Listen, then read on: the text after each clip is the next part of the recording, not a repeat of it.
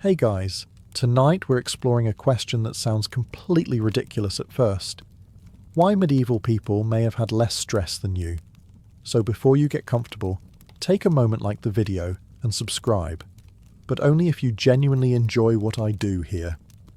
And let me know in the comments where you're tuning in from and what time it is for you. It's always fascinating to see who's joining us from around the world. Now, dim the lights. Maybe turn on a fan for that soft background hum, and let's ease into tonight's journey together. Imagine waking up in a small English village sometime during the 13th century. Before you even open your eyes, you already know how your day is going to unfold. The church bell will ring before sunrise. The rooster will begin shouting at absolutely nothing. Your neighbour's cow will somehow wander into the wrong field again, despite this happening nearly every week. And by the time you've finished a simple breakfast, you'll already be walking toward the same fields you've worked since childhood. Exciting. Perhaps not.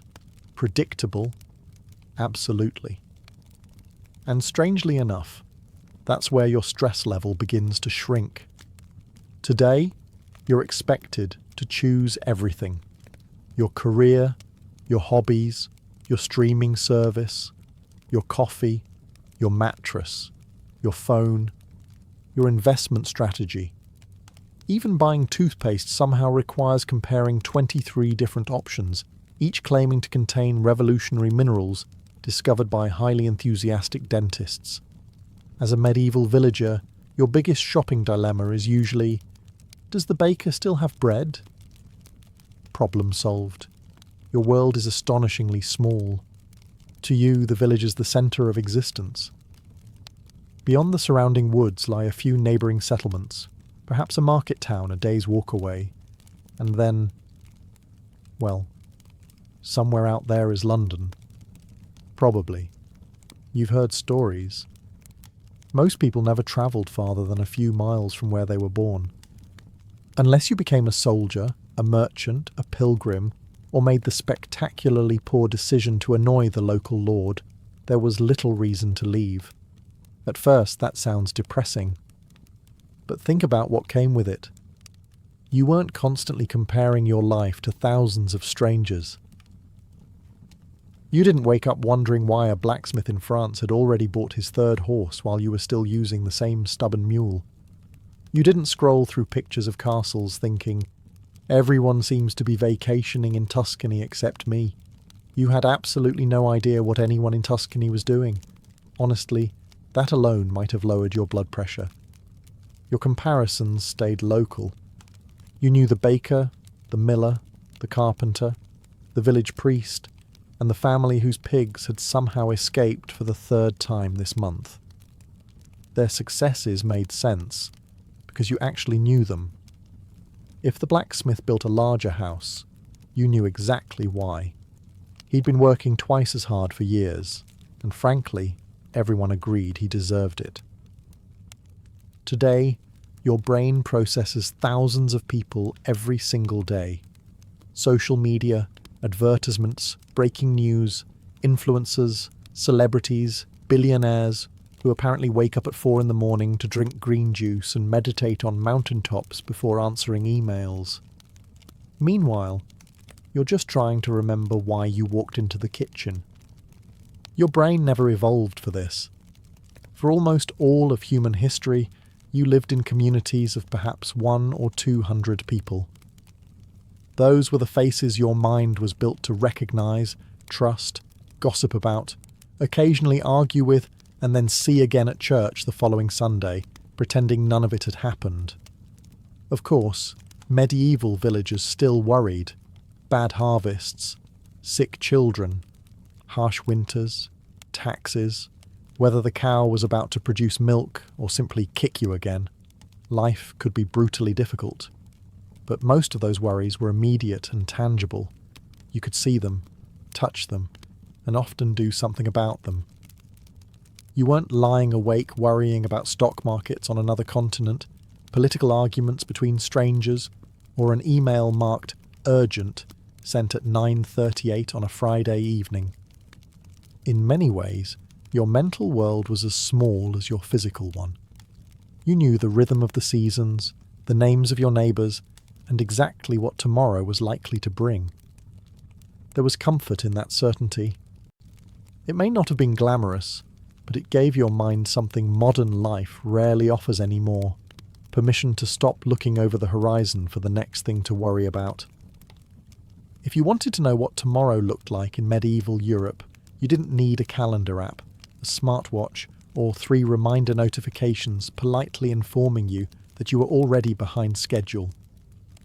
You simply looked out the window. If it was spring, you planted. If it was summer, you tended the crops. If it was autumn, you harvested. If it was winter, you repaired tools, mended clothes, chopped wood, and tried not to complain too loudly about how cold your toes had become.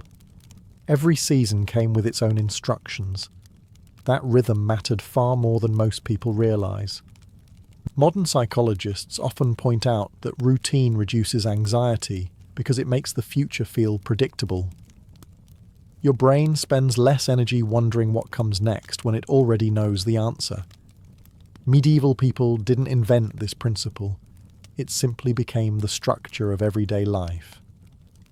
The sun decided when your workday began. The church bell announced the important moments. The changing seasons dictated your priorities. Nature, rather than your inbox, was your manager. You didn't wake up asking yourself whether today was the perfect day to reinvent your career. You already had one. You didn't spend 45 minutes deciding whether to answer emails before breakfast or meditate first. You probably spent 45 minutes trying to convince a stubborn donkey that crossing a shallow stream was not, in fact, the greatest danger humanity had ever faced.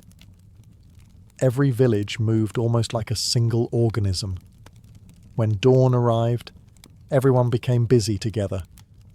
When evening came, life gradually slowed. Smoke drifted from chimneys. Families gathered indoors. Candles burned sparingly because wax wasn't cheap, and darkness politely suggested that perhaps it was time to stop working.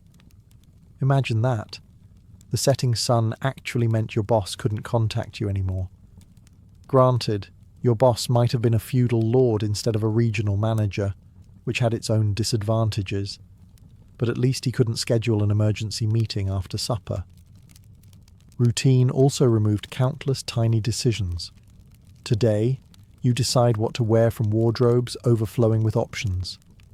Medieval clothing was considerably simpler. You owned work clothes.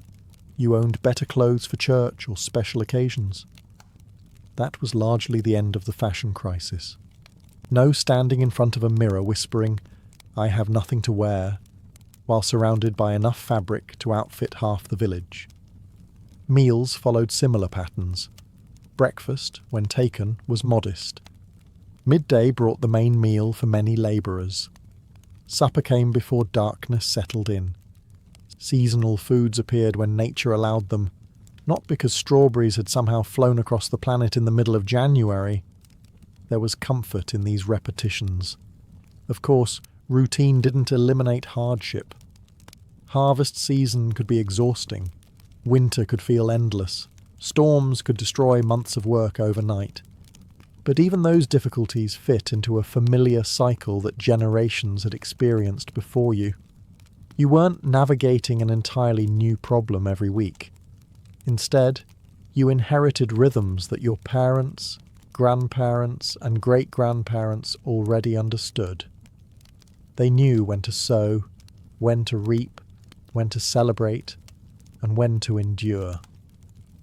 Life still surprised you from time to time, but far less often than your smartphone does before you've even finished your morning cup of coffee.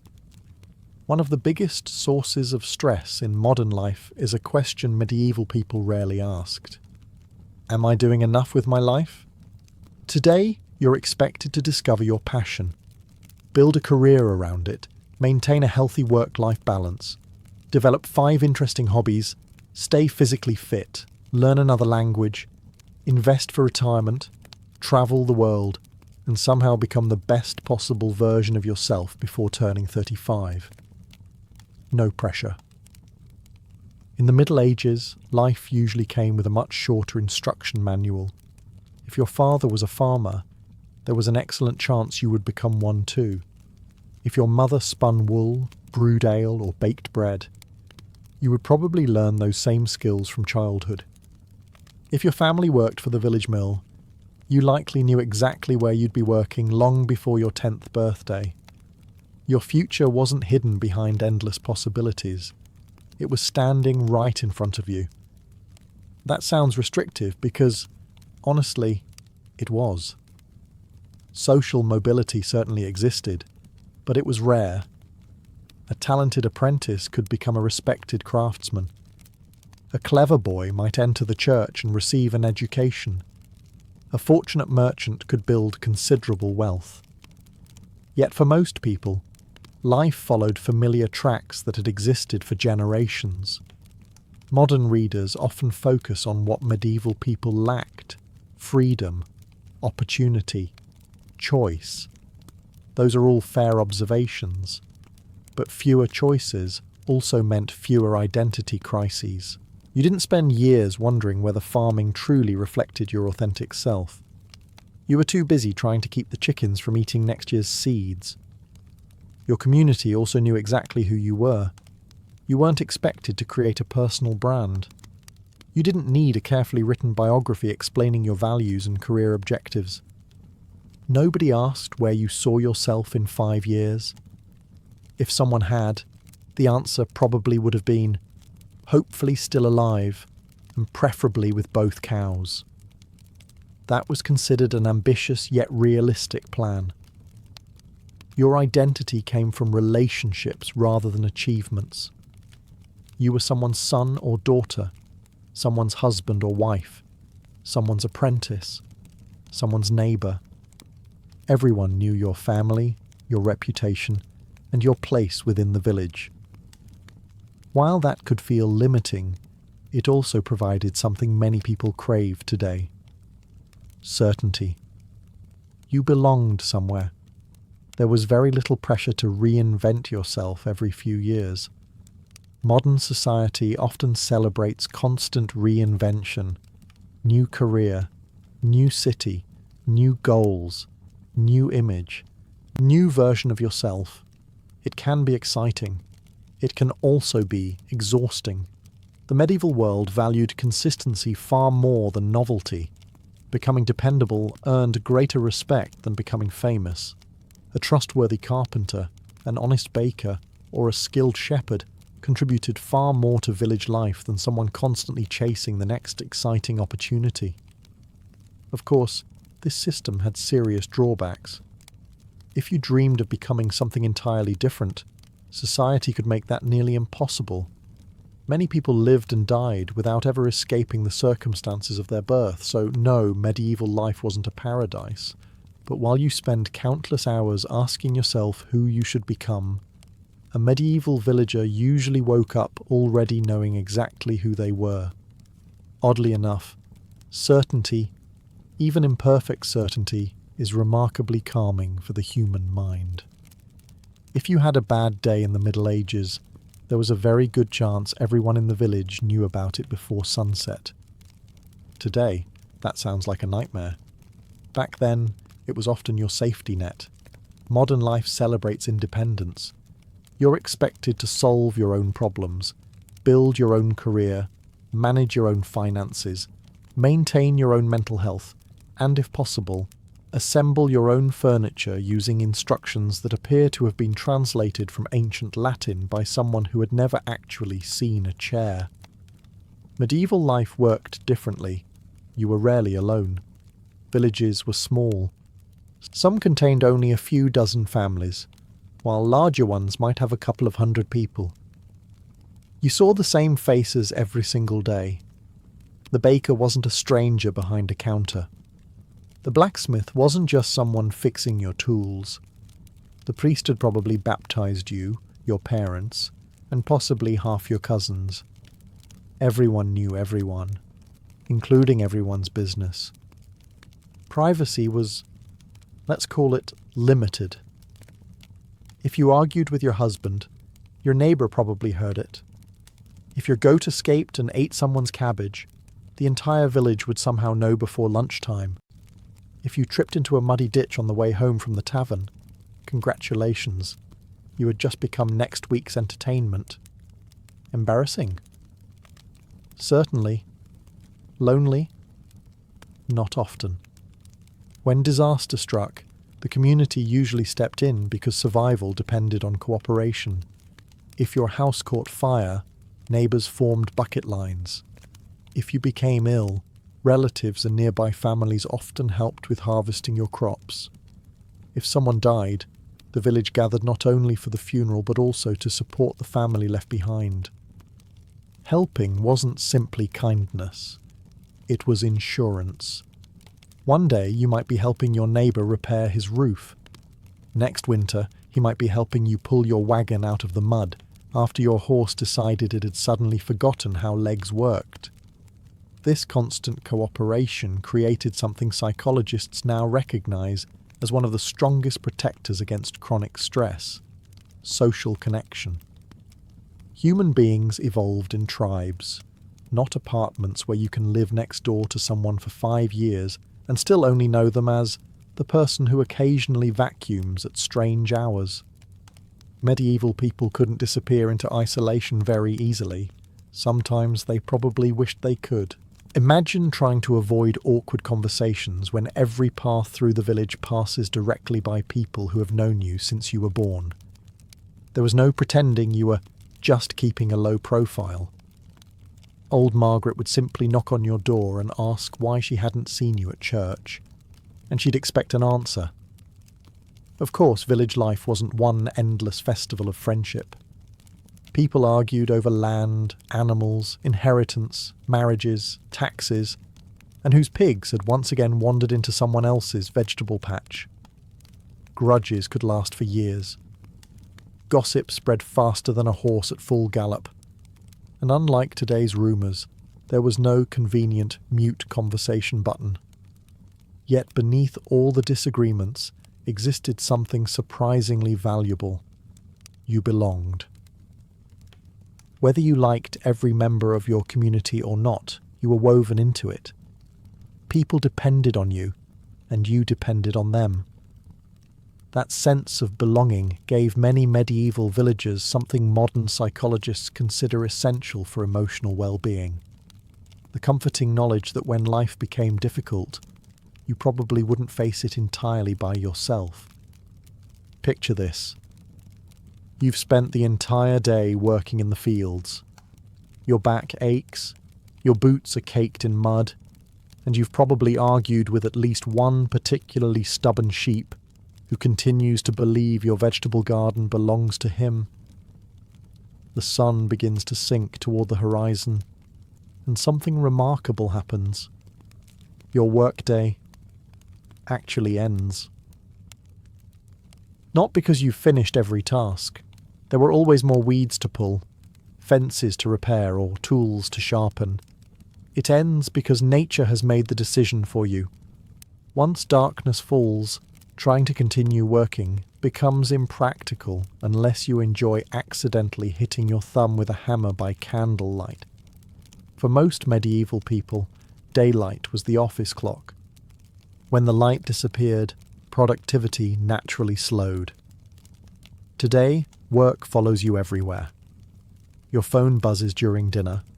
Your laptop sits on the kitchen table.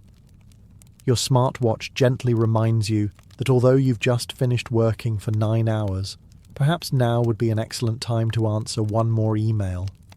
Modern technology has quietly erased the boundary between work and rest. A medieval farmer had no such luxury or problem. No messenger arrived after sunset announcing, "Quick question," followed by 6 pages of additional responsibilities. No lord sent a pigeon requesting revisions to yesterday's harvest report before sunrise. And thankfully, there was no medieval version of "this meeting could have been an email." When evening arrived, the entire village gradually shifted gears. Animals were fed. Tools were put away. Smoke rose from cottages as simple meals were prepared.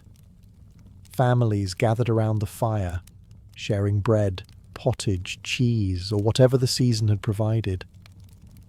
Children listened to stories they had already heard dozens of times, but somehow still found entertaining. Adults repaired clothing, carved wooden tools, spun wool, or simply talked. Conversation wasn't competing with televisions. No one glanced at a glowing screen halfway through your story about the unusually ambitious goose that chased the blacksmith across the village green. If someone interrupted you, they had the decency to do it in person. Even sleep followed a healthier rhythm than many of us experience today. Without electric lighting, most people naturally became tired soon after darkness settled in. Historians believe many medieval Europeans practiced what is sometimes called segmented sleep, waking briefly during the night before falling asleep again.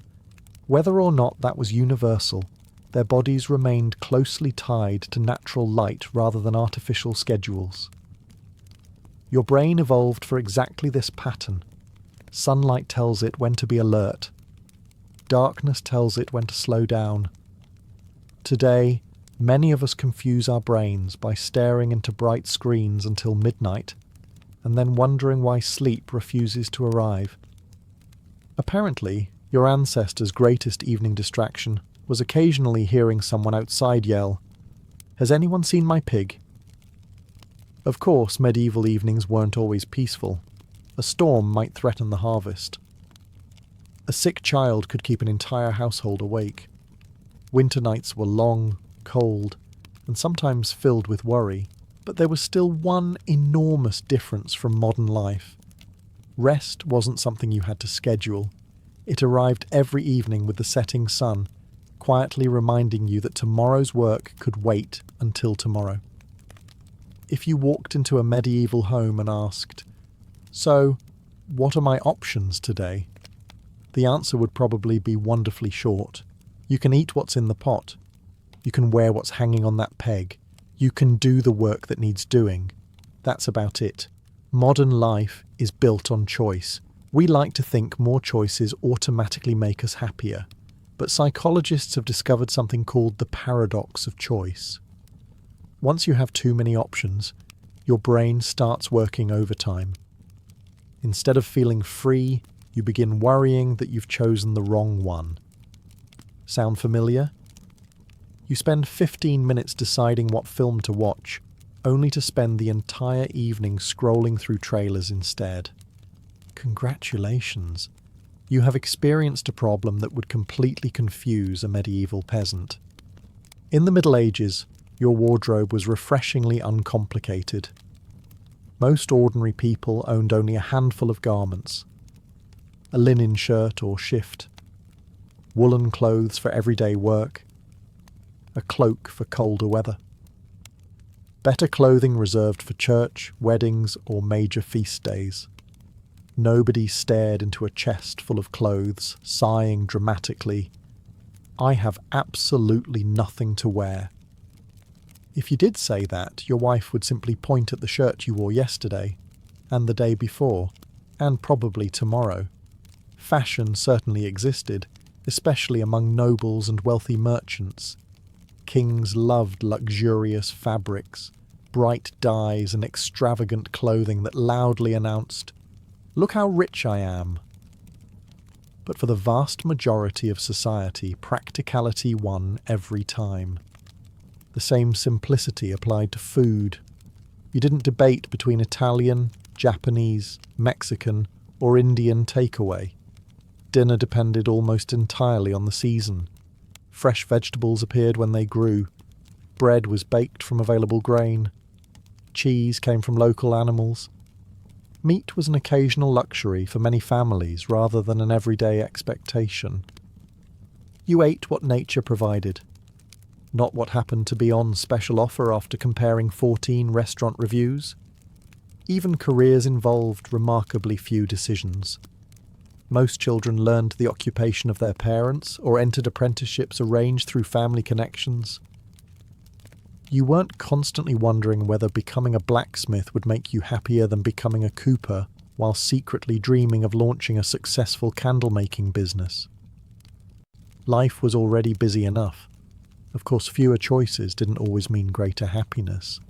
Sometimes people desperately wanted opportunities they could never have. A gifted farmer might have dreamed of becoming a scholar. A talented girl might have wished to become a physician. Society often closed those doors long before they could even knock.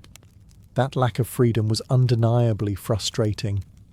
But for the countless small decisions that quietly exhaust us every day, medieval life offered remarkable relief.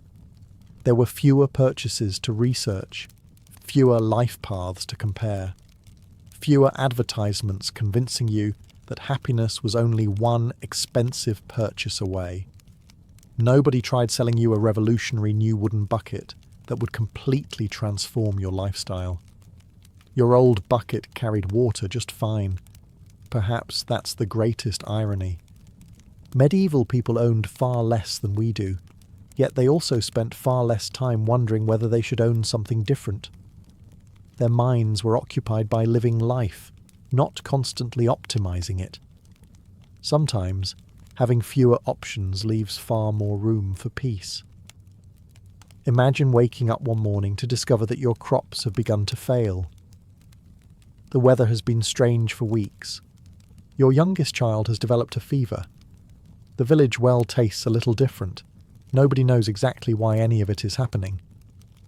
Today you would probably do what most of us do. Search the internet. 5 minutes later, you've somehow convinced yourself that your tomatoes have an exotic fungus previously seen only on one remote island. Your headache is definitely something catastrophic, and your symptoms match 17 different illnesses that all require immediate attention. Your anxiety has increased by approximately 200%. A medieval villager didn't have that option. Instead, they had something else. Faith. Whether you lived in England, France, Germany, or much of Christian Europe, religion wasn't simply something you practiced on Sundays. It was the framework that explained almost everything around you. Good harvests, bad harvests, storms, illness, recovery, birth, death, even the changing seasons all fit into a larger story that people understood from childhood. Life might not always make sense, but it always had meaning. Modern psychology has repeatedly found that uncertainty is one of the greatest drivers of stress. Humans are surprisingly good at coping with hardship when they believe there is a purpose behind it. What truly unsettles us is feeling that suffering is random, meaningless, or completely beyond explanation. For medieval people, uncertainty often had an answer. Perhaps God was testing your patience. Perhaps your village needed repentance. Perhaps this hardship would eventually lead to something better. Whether those explanations reflected objective reality isn't the point. The important part is that they offered emotional stability. Your mind wasn't endlessly chasing unanswered questions. It had somewhere to rest. Religion also filled the calendar with comforting rituals. Church bells marked the hours. Weekly services brought the community together. Imagine waking up tomorrow with one enormous realization. You no longer have to impress anyone. Not your boss. Not strangers on the internet. Not people from secondary school who somehow appear to own 3 holiday homes despite barely passing mathematics.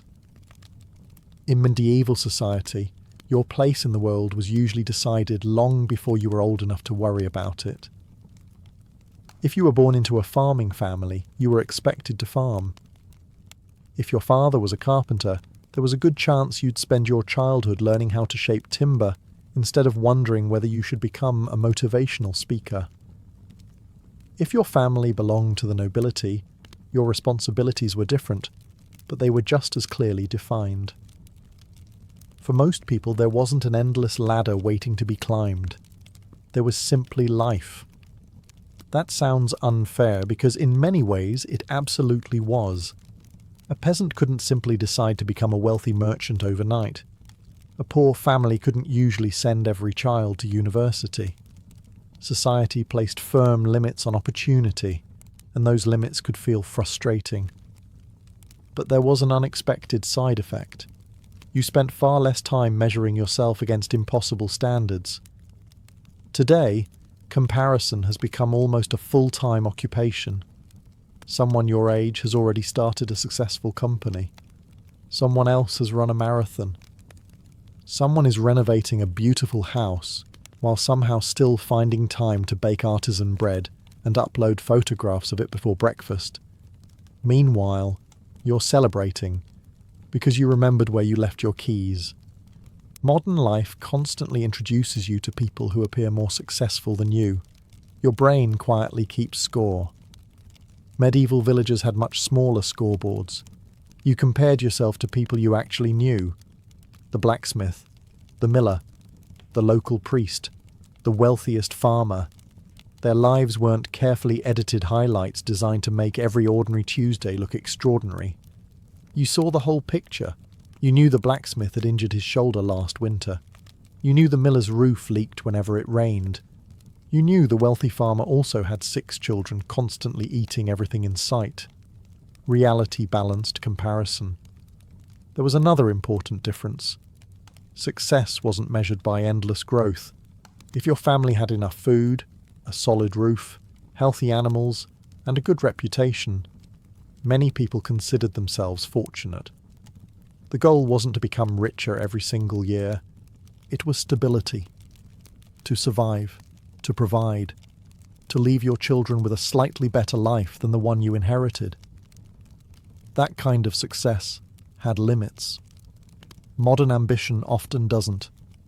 There is always another promotion, another investment, another qualification, another milestone that promises happiness just beyond the next achievement.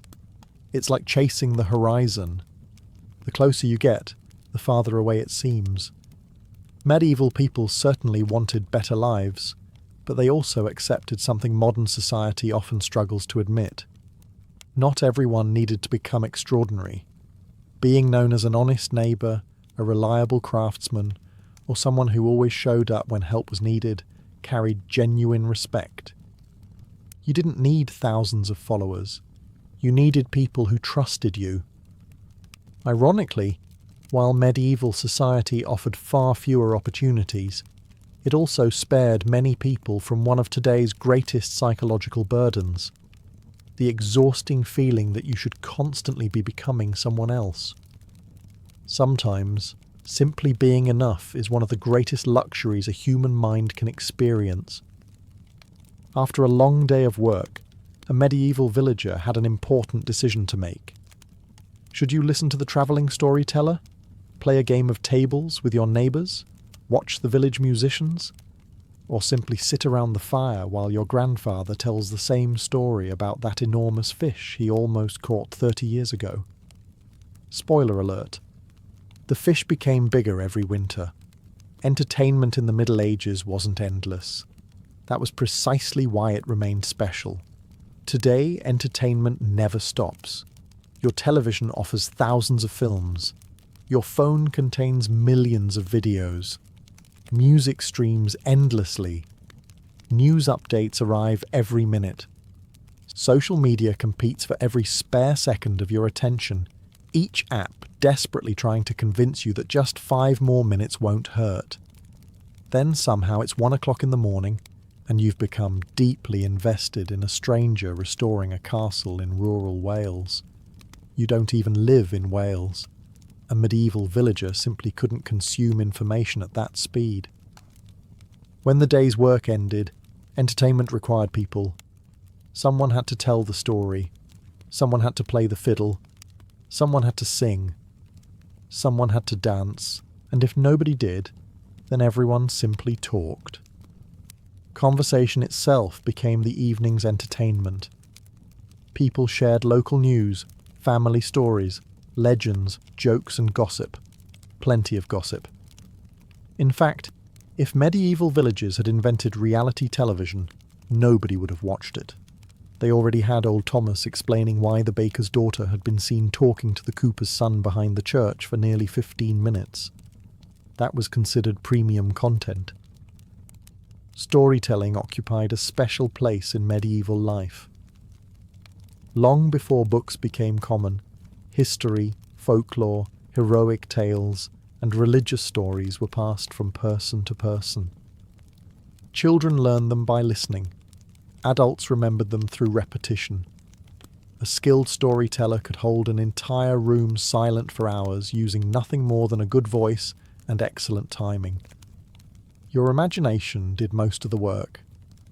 Modern neuroscience suggests this is remarkably healthy. When you listen to a story without constant visual stimulation, your brain actively creates the images itself. You're participating rather than simply consuming. Today's entertainment often demands almost nothing from you except continued attention. The screen does all the imagining. Games were equally social. People played board games, dice games, chess among the wealthy, and countless local games that varied from village to village.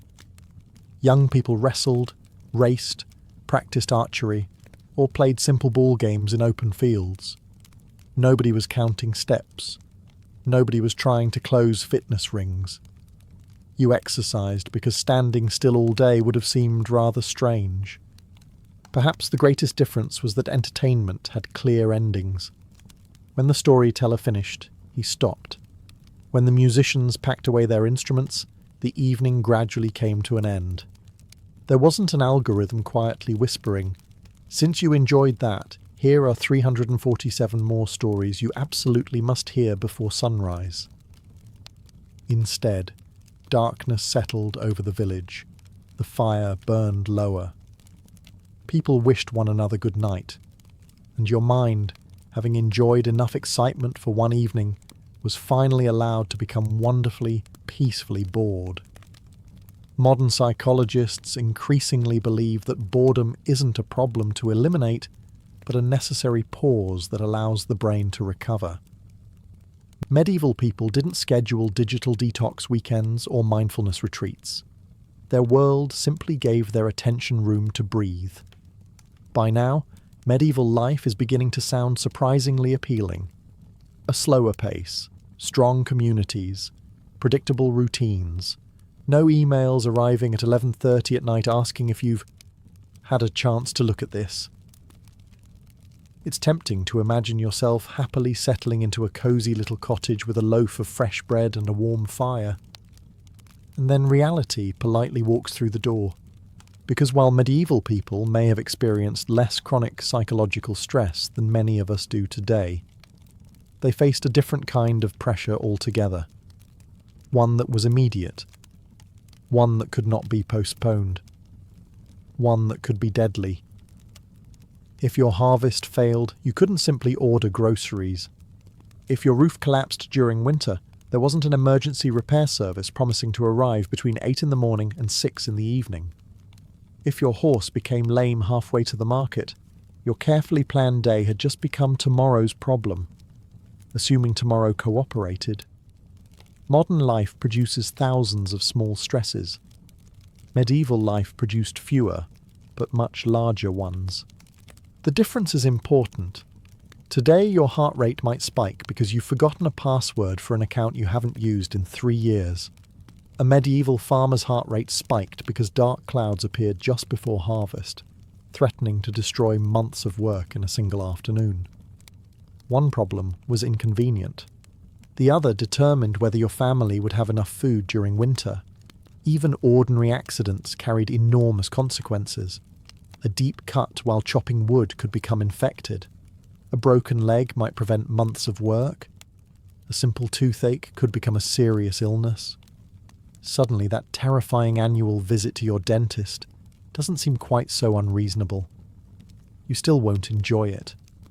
But at least nobody is recommending that the treatment involve hot iron and enthusiastic prayers. Life expectancy also shaped people's outlook. Death was far more visible than it is today. Children sometimes died young. Diseases spread quickly. Mothers faced significant dangers during childbirth. Families became painfully familiar with grief in ways that are difficult for most modern societies to imagine. Yet strangely, this constant awareness of mortality sometimes encouraged a different perspective. Life felt fragile. That made ordinary moments matter more. Religious festivals, family meals, successful harvests, healthy children. These weren't taken for granted. They were celebrated because everyone understood how quickly circumstances could change. Modern people often postpone happiness. I'll relax after this project. I'll enjoy life once I get promoted. I'll spend more time with family next year. The finish line keeps moving. Medieval people couldn't always afford that illusion. Tomorrow was never guaranteed.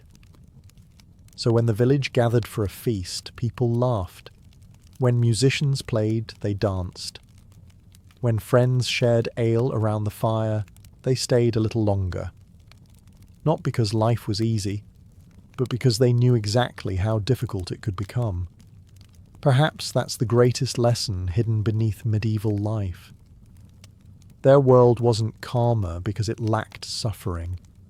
It was calmer because people accepted that suffering was part of life, rather than treating every hardship as evidence that life had somehow gone terribly wrong.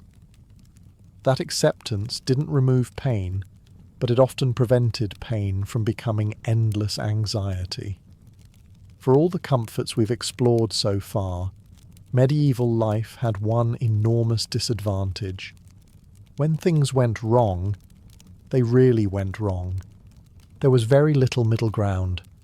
Most of the year followed familiar rhythms. You worked, worshipped, celebrated, and watched the seasons change. But every now and then, disaster arrived without warning, and suddenly, the peaceful routine that had kept your mind so steady disappeared almost overnight. The greatest source of stress wasn't everyday life.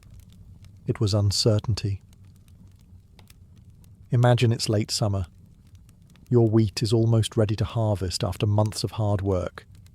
You've watched the fields every day, knowing that in just another week your family should have enough grain to last through winter. Then dark clouds gather. The rain begins. Not for an afternoon, for days. The fields become rivers of mud. Grain begins to rot before it can be cut. Every hour you look out the window hoping the storm will stop. It doesn't. That isn't just disappointing. It's terrifying. Today, one bad paycheck might force you to tighten your budget for a while. A failed harvest could threaten an entire village. Food prices climbed quickly after poor harvests. Bread became expensive. Families stretched every meal a little further. Even wealthy nobles worried when several bad seasons followed one another because hungry peasants were rarely cheerful peasants. And history repeatedly proves that hungry people eventually stop asking politely. Then there was disease. Modern stress often comes from anticipating problems that never happen. Medieval disease had the unpleasant habit of actually arriving. A fever spreading through the village wasn't something you followed through news reports. It was happening next door. You watched neighbours disappear from daily life. Church bells rang more often.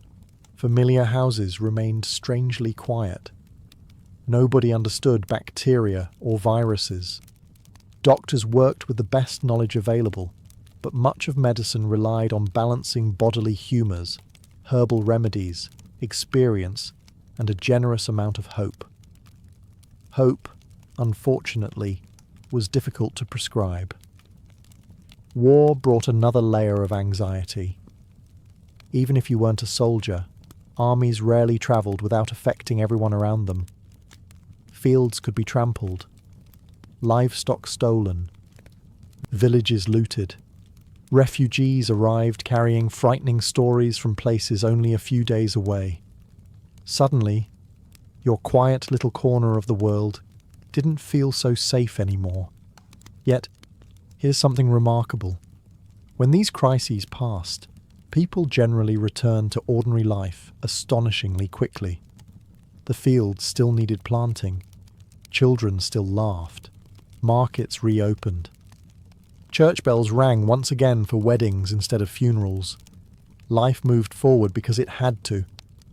Perhaps modern society sometimes struggles more after hardship because we expect life to remain comfortable all the time. Medieval people never had that expectation. They knew peace was precious precisely because it was fragile. Their greatest stress didn't come from constant low-level pressure. It came in powerful waves, famine, plague, war, harsh winters, and then, whenever fortune allowed, everyday life slowly reclaimed its familiar rhythm. And when that ordinary rhythm returned, people embraced it with a gratitude that many of us only discover after our own lives have been unexpectedly turned upside down. Here's the funny part. If you described parts of medieval life to a modern psychologist without mentioning castles, knights, or the occasional plague, they might nod approvingly and say, yes, those are excellent habits for reducing stress. No, seriously. Over the last few decades, researchers have spent thousands of hours studying what makes people happier, calmer, and more resilient. Again and again, they keep arriving at conclusions that would have sounded remarkably familiar to an ordinary medieval villager. Start with sleep. Scientists now know that natural sunlight helps regulate your body's internal clock. Spending time outdoors in the morning improves sleep quality, boosts mood, and lowers stress hormones. A medieval farmer would probably shrug. Well, yes. He'd been outside since sunrise because cows have never been particularly interested in respecting weekends. Then there's exercise.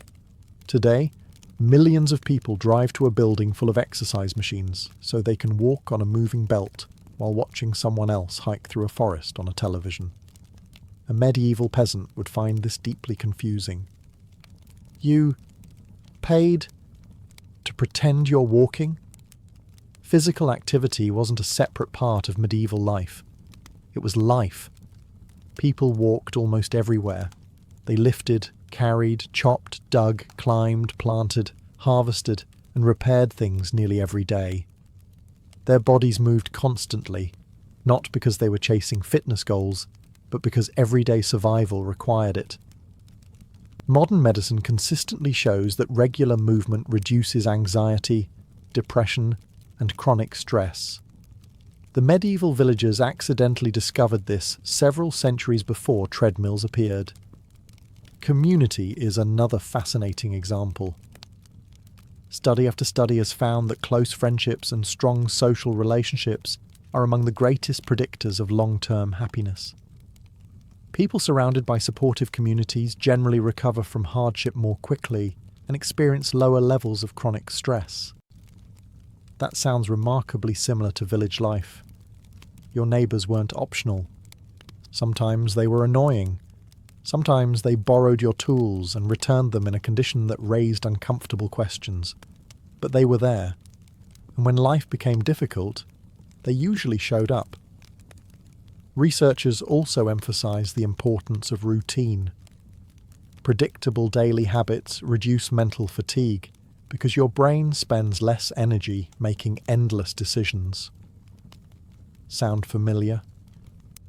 The medieval calendar was practically one long routine, interrupted by harvest festivals and the occasional goose chasing someone across the village square. Even gratitude has become a major area of psychological research. People who regularly appreciate ordinary parts of life often report greater happiness and lower stress. Medieval people rarely needed reminders to appreciate a successful harvest, a healthy child, or a warm meal after winter. They knew exactly how easily those blessings could disappear. Of course, modern science also reminds us of something equally important. Let's keep antibiotics. Let's keep clean drinking water. Let's keep vaccines, anesthesia, washing machines, and the remarkable luxury of living in a world where cutting your finger while slicing bread usually doesn't become the defining medical event of the year.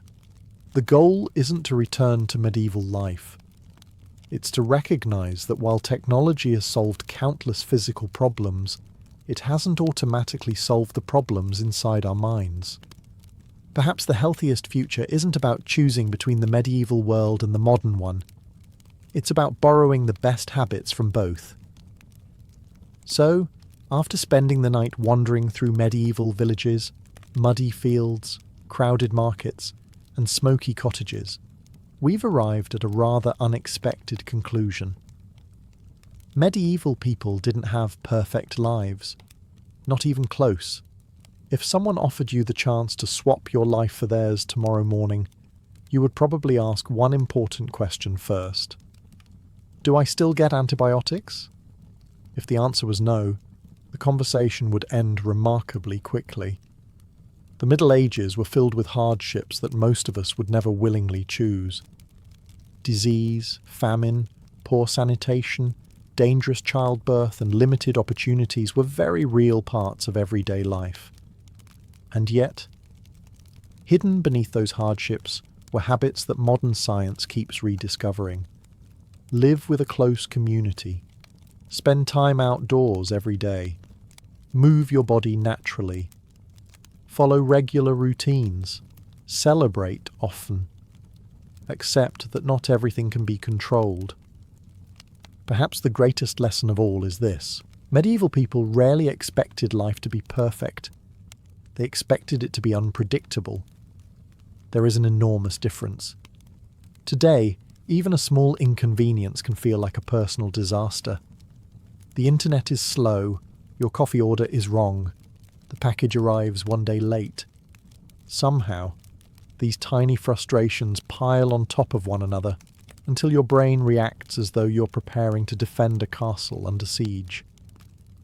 Meanwhile, a medieval baker would probably look at your situation with genuine concern before saying, "So, everyone is alive?" Perspective changes everything. That doesn't mean your problems aren't real. Modern stress is absolutely real. Your brain responds to constant deadlines, financial uncertainty, endless notifications, and information overload in ways that our ancestors never had to experience. Chronic stress is exhausting precisely because it never seems to end. The medieval world reminds us that human beings weren't designed to live with thousands of tiny worries following them every waking hour. We were designed for seasons, for community, for meaningful work, for evenings that actually feel like evenings, for conversations uninterrupted by glowing rectangles demanding immediate attention, and perhaps, every now and then, for doing absolutely nothing at all. You don't need to move into a thatched cottage. You don't need to give away your smartphone or begin raising chickens in the garden, although your neighbours would certainly have some interesting opinions if you did. Sometimes, the smallest medieval habit can make the biggest difference. Walk instead of drive when you can. Eat with family without looking at a screen. Learn your neighbours' names. Take a day to genuinely rest instead of simply catching up on more work. Let the seasons slow you down instead of constantly trying to outrun them. History isn't only a story about how far we've come. Sometimes it's a quiet reminder of what we've left behind. And perhaps the secret to feeling a little less stressed isn't hiding in some revolutionary new invention waiting just around the corner. Perhaps it's been waiting for centuries, in the peaceful rhythm of a medieval village, patiently reminding us that a good life has never been measured by how busy we are, but by how fully we live the ordinary moments in between. Long before the first rays of sunlight climb over the mountains of Central Asia, your day has already begun. You don't wake because an alarm rings. You wake because thousands of years of experience have taught caravan leaders that the coolest hours belong to travellers. Every minute spent sleeping after dawn means another minute walking beneath a merciless afternoon sun. Whether you are crossing the Taklamakan Desert, the Iranian Plateau, or the windswept steppes near Samarkand, the rule remains the same. Leave early, or suffer later. Your eyes slowly open beneath a wool blanket, stiff with the night's chill. Desert nights have a habit of reminding you that yesterday's blazing heat was only temporary. The stars still hang overhead, brighter than anything you have probably seen in the modern world. There are no cities nearby, no electric lights, no airplanes crossing the heavens. Only silence, interrupted by the occasional grunt of a camel that clearly disagrees with the concept of mornings. Around you, the camp is little more than scattered shadows. Merchants from China sleep beside Persian traders. Sogdian interpreters curl beneath heavy cloaks. A Buddhist monk rests only a few steps from a Muslim camel driver, while somewhere beyond them, an Indian spice merchant snores with remarkable confidence for someone transporting half his life's fortune across thousands of dangerous miles. Nobody has to shout for everyone to wake. Instead, the camp slowly stirs, almost like a living creature stretching its limbs. A cough echoes through the darkness. Someone feeds another piece of dung into a dying fire, producing just enough warmth to chase away the night's cold. Leather bags rustle. Wooden bowls knock softly against one another. Somewhere a horse stamps impatiently at the frozen ground, already eager to move. You quickly learn that sleeping late is considered a luxury, reserved for people who own houses instead of camels. The caravan itself may contain anywhere from a few dozen travellers to several hundred. Larger expeditions often included hundreds of camels carrying silk, porcelain, spices, paper, precious stones, glassware, perfumes, ivory, and occasionally diplomatic gifts worth fortunes. Every animal, every crate, and every person has a place that must be maintained with military precision before departure. Chaos, after all, is surprisingly expensive. As you pull yourself upright, the cold air bites at your face. Your fingers feel numb as you fold your blanket and gather your few possessions. Unlike modern vacations, there is no suitcase waiting neatly packed beside a hotel bed. Everything you own must either fit onto your back or onto a camel that already has plenty of opinions about carrying it. For a brief moment, you look east.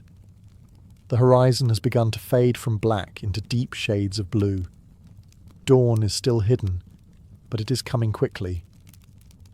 Soon, the caravan will become a moving river of people stretching across the landscape, following routes that have connected civilizations for centuries. But before the bells begin to ring and the camels take their first reluctant steps, there is one more challenge waiting for every traveller. Breakfast must somehow happen before the road calls once again. As the faint blue glow on the eastern horizon grows brighter, the campsite undergoes an astonishing transformation. Only moments ago, it looked like a collection of sleeping strangers scattered across the wilderness. Now it resembles a bustling town that has somehow sprung from the earth overnight. There are no stone walls, no permanent buildings, and no market square. Yet every person seems to know exactly where to go and what to do. The Silk Road rewards organisation. It has very little patience for confusion. You quickly discover that nobody wastes words this early. The caravan leader walks through the camp carrying a simple staff, quietly checking that everyone is awake. He doesn't need to bark orders. His authority comes from experience. He knows where the next reliable well is located. He knows which mountain pass is safest this season.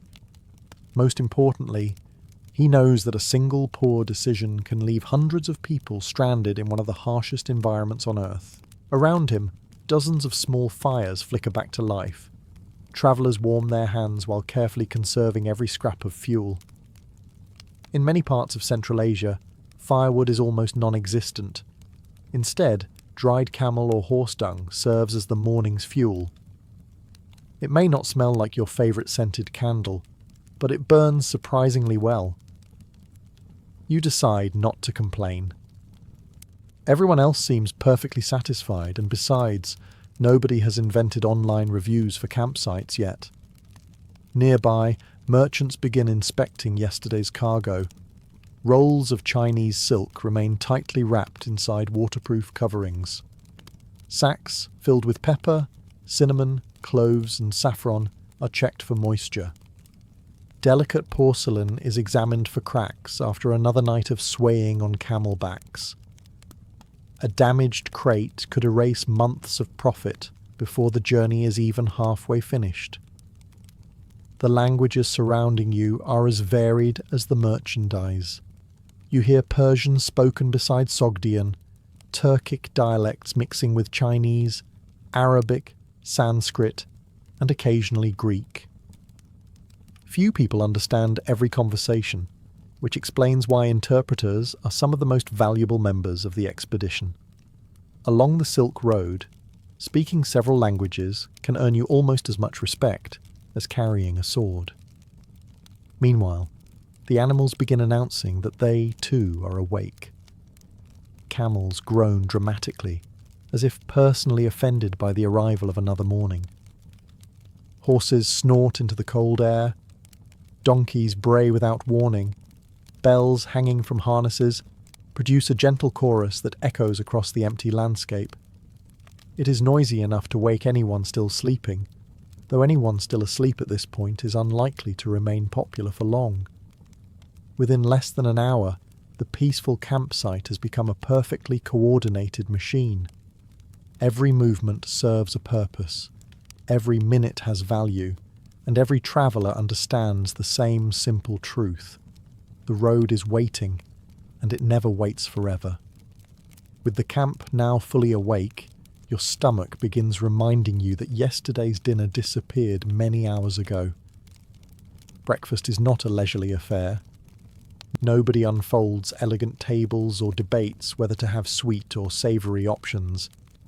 The Silk Road is many things: a highway of commerce, a meeting place of civilizations, a bridge between East and West, but it is certainly not an all-inclusive resort. The meal must be quick, nourishing, and easy to carry. Depending on where your caravan is travelling, breakfast looks surprisingly different. A merchant from northern China unwraps steamed wheat buns he prepared the evening before. A Persian trader tears pieces from a flat loaf of bread, dipping them into soft cheese made from sheep's milk. An Indian traveller nibbles dried fruit mixed with nuts, while Turkic nomads pass around fermented dairy products that are rich in calories and surprisingly filling. You decide to try everything. This seems like an excellent cultural experience until someone offers you a bowl of fermented camel's milk. It is memorable. Let's simply say that if modern coffee wakes you up with caffeine, fermented camel's milk achieves a similar result through sheer surprise.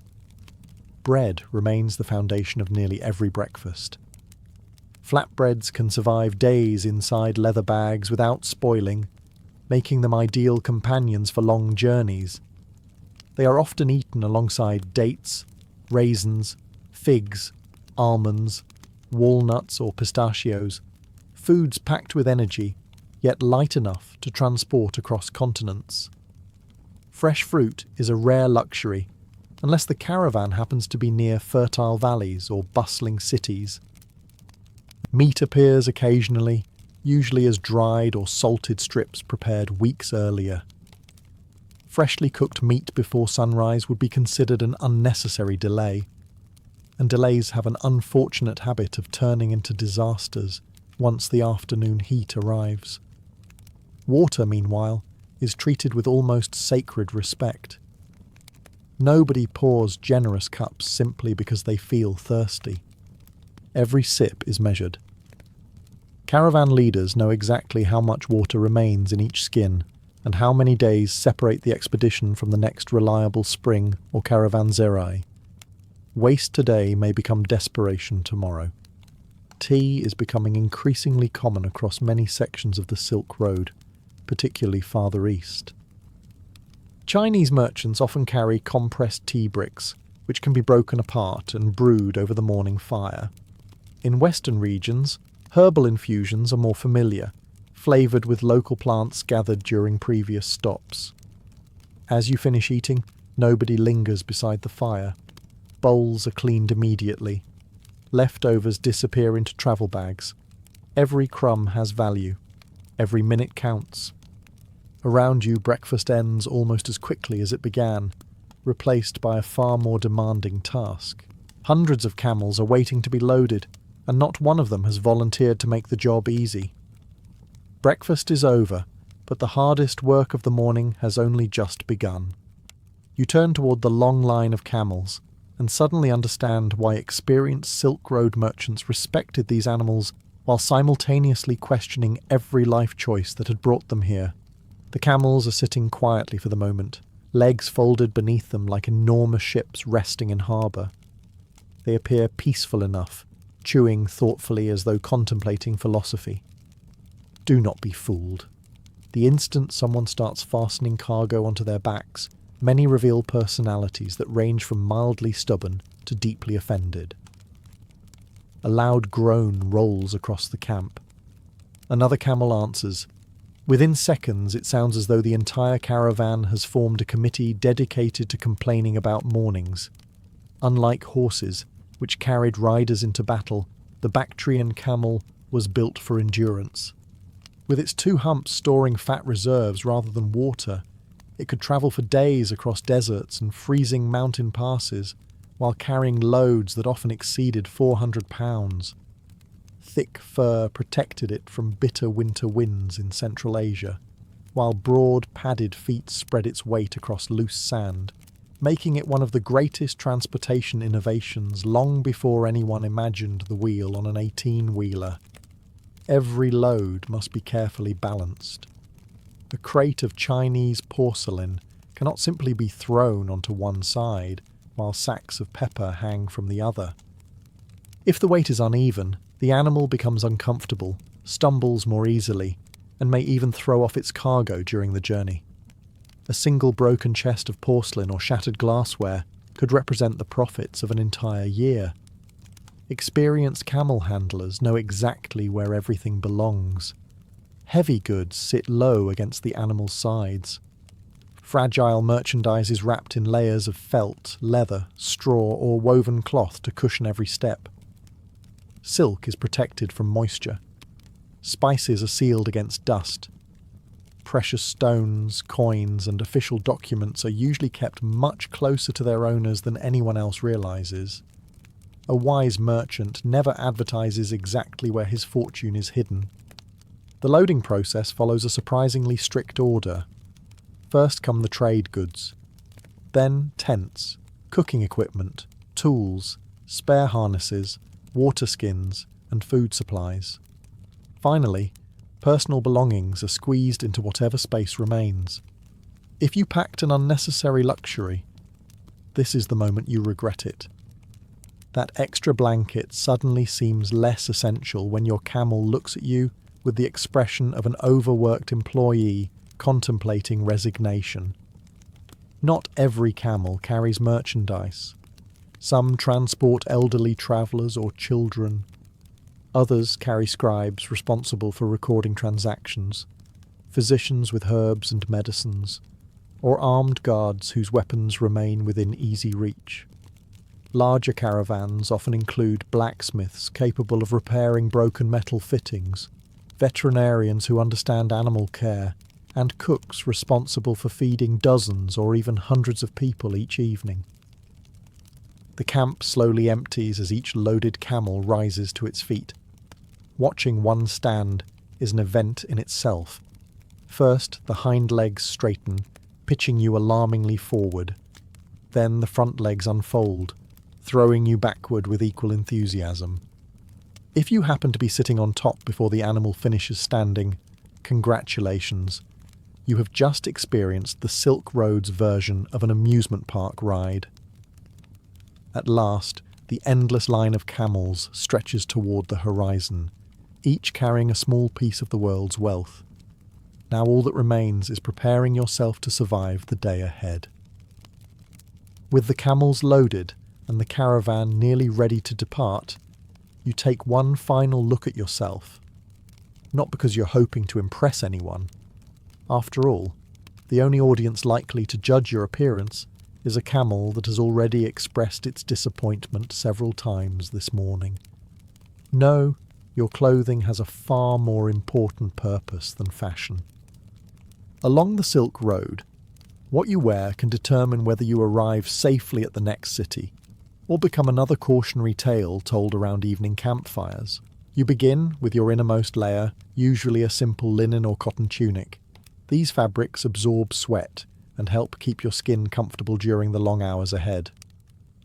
Wealthier merchants might wear softer, finely woven cloth imported from distant regions, while ordinary caravan workers settle for rougher fabrics that prioritize durability over elegance. Nobody is handing out awards for best dressed traveller in the middle of the Gobi Desert. Over the tunic comes a heavier robe made from wool or thick woven cloth. At first, wrapping yourself in layers before walking beneath the blazing sun seems completely backwards. Surely less clothing means less heat. Not quite. Loose robes create pockets of air that slow the sun's relentless assault, while shielding your skin from ultraviolet rays, blowing sand, and biting winds. Across the deserts of Asia, covering yourself is often cooler than exposing yourself. It is one of those lessons travellers learn quickly or painfully. Around your waist, you tighten a broad leather belt. This is far more than something preventing your robe from falling dramatically at the worst possible moment.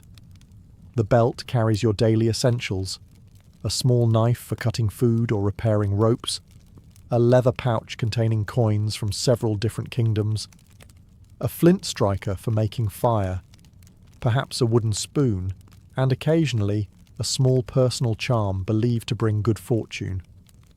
Superstition travels just as efficiently as silk. Your feet deserve particular attention. Modern hiking boots would certainly make life easier, but they are still many centuries away. Instead, you wear sturdy leather boots or thick sandals depending on the region and season. The soles are reinforced against sharp rocks and thorny plants, while strips of cloth wrapped around the feet help reduce blisters. Because once a blister becomes infected several hundred miles from the nearest physician, your travel itinerary suddenly becomes much less flexible. Finally comes the head covering. Whether it is a felt cap, a wrapped turban, or a fur-lined hat in colder climates, protecting your head is essential. The same route that freezes before sunrise may become unbearably hot by midday. Travellers often adjust their head coverings throughout the day, loosening cloth to allow airflow or wrapping it tightly when desert winds begin throwing sand into every available opening, including ones you were previously unaware existed. As you finish dressing, you glance around the caravan. Chinese merchants wear long robes fastened neatly across the chest. Persian traders favour flowing garments with colourful belts. Turkic horsemen dress in practical riding coats, while Tibetan travellers prepare for mountain cold with heavy wool and fur. Despite their differences, they all share the same understanding. Out here, clothing is not a statement of style. It is a piece of survival equipment, every bit as important as the water skin hanging from your saddle, or the camel patiently waiting to carry you toward another uncertain day across Asia. The caravan is almost ready to leave, yet one final pause settles over the camp. It isn't caused by forgotten cargo or an escaped camel. Instead, hundreds of travellers take a few quiet moments for themselves before another day on the road begins. Although they all share the same destination for today, they have arrived from vastly different corners of Asia, bringing with them their own beliefs, customs, and mourning rituals. Standing in the middle of the camp is like watching the entire continent wake up at once. A few paces away, a Muslim merchant unrolls a small prayer rug on a patch of level ground. Facing west toward Mecca, he quietly performs the dawn prayer, one of the 5 daily prayers that shape his life, whether he is in Baghdad, Bukhara, or somewhere between endless dunes. His companions respectfully avoid walking in front of him. Trade may be important, but faith keeps its place in the morning schedule. Nearby, a Buddhist monk sits cross-legged with remarkable stillness. His possessions could fit inside a single bundle, yet his calm presence somehow fills more space than the heavily loaded wagons beside him. He softly recites verses while turning a string of prayer beads through his fingers, preparing his mind before preparing his feet. Across the camp, a Nestorian Christian from Mesopotamia quietly traces the sign of the cross before eating the last piece of flatbread from his breakfast. Not far away, a Zoroastrian trader from Persia faces the growing light in silent reflection, offering prayers associated with truth and the sacred order of the world. The rising sun reminds him of divine light, though he does not worship the sun itself, as outsiders sometimes mistakenly believed. Chinese merchants begin their morning differently. Some burn a pinch of fragrant incense before a small travel shrine dedicated to their ancestors or to protective deities believed to watch over merchants. Others simply bow respectfully toward a wooden tablet tucked carefully inside their luggage. Along the Silk Road, family remained close, even when home was thousands of miles away. Then there are the practical rituals. Camel drivers inspect their animals' hooves one last time. Horsemen tighten saddle straps. Caravan guards sharpen sword edges with smooth whetstones while checking bowstrings for signs of wear. Physicians sort through bundles of dried herbs, making sure precious medicines remain dry after the cold night. Even experienced cooks quietly count flour, salt, and dried fruit before the supplies disappear beneath layers of cargo. You begin developing your own morning ritual. First, you stretch your aching shoulders. Sleeping on the ground has introduced muscles you never realized existed. Then you double-check your water skin, adjust your belt, and count your belongings for what feels like the 10th time. Nothing has gone missing, but everyone else keeps checking, so you decide that paranoia is probably part of the local culture. Nobody laughs at these habits. Experience has taught every traveller that small routines prevent large disasters. A loose strap discovered now is far better than discovering it after a chest of porcelain crashes onto a rocky mountain trail. As the first golden rays finally spill across the landscape, the camp grows quiet once more. The rituals are finished. The road is calling again. The sun has finally climbed above the horizon, painting the mountains in shades of gold, but nobody gives the order to depart just yet. A successful Silk Road caravan never simply picked a direction and hoped for the best. Hope, while comforting, had a terrible reputation for getting people lost. Instead, the caravan leader gathers his senior merchants, scouts, camel masters, and armed guards for one final discussion before the day's journey begins. It is less like a grand military council, and more like an experienced group of people comparing every piece of information they have collected over the past several days. One scout reports that the river crossing ahead is still passable after last week's rain. Another warns that a section of mountain trail has partially collapsed, forcing caravans to take a longer route through a nearby valley. The extra distance is inconvenient, but considerably preferable to watching several hundred camels discover the meaning of gravity all at once. News travels surprisingly fast along the Silk Road. Every caravanserai, every market, every isolated village becomes an information exchange. Merchants rarely arrive carrying only goods. They also bring stories. They know which rulers have increased taxes, where new wells have been dug, which bridges have washed away, and whether bandits have recently appeared along particular stretches of road. Some of those stories are completely reliable. Others become slightly more dramatic every time they are told.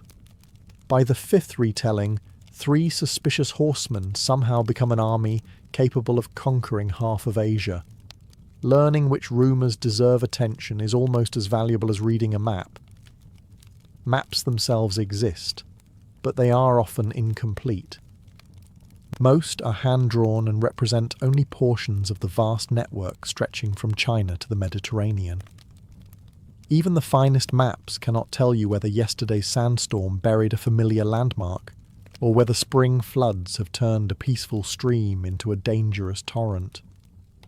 That knowledge belongs to the people who travel the road. The caravan leader studies the sky almost as carefully as the landscape. High, thin clouds drifting from the west may signal changing weather.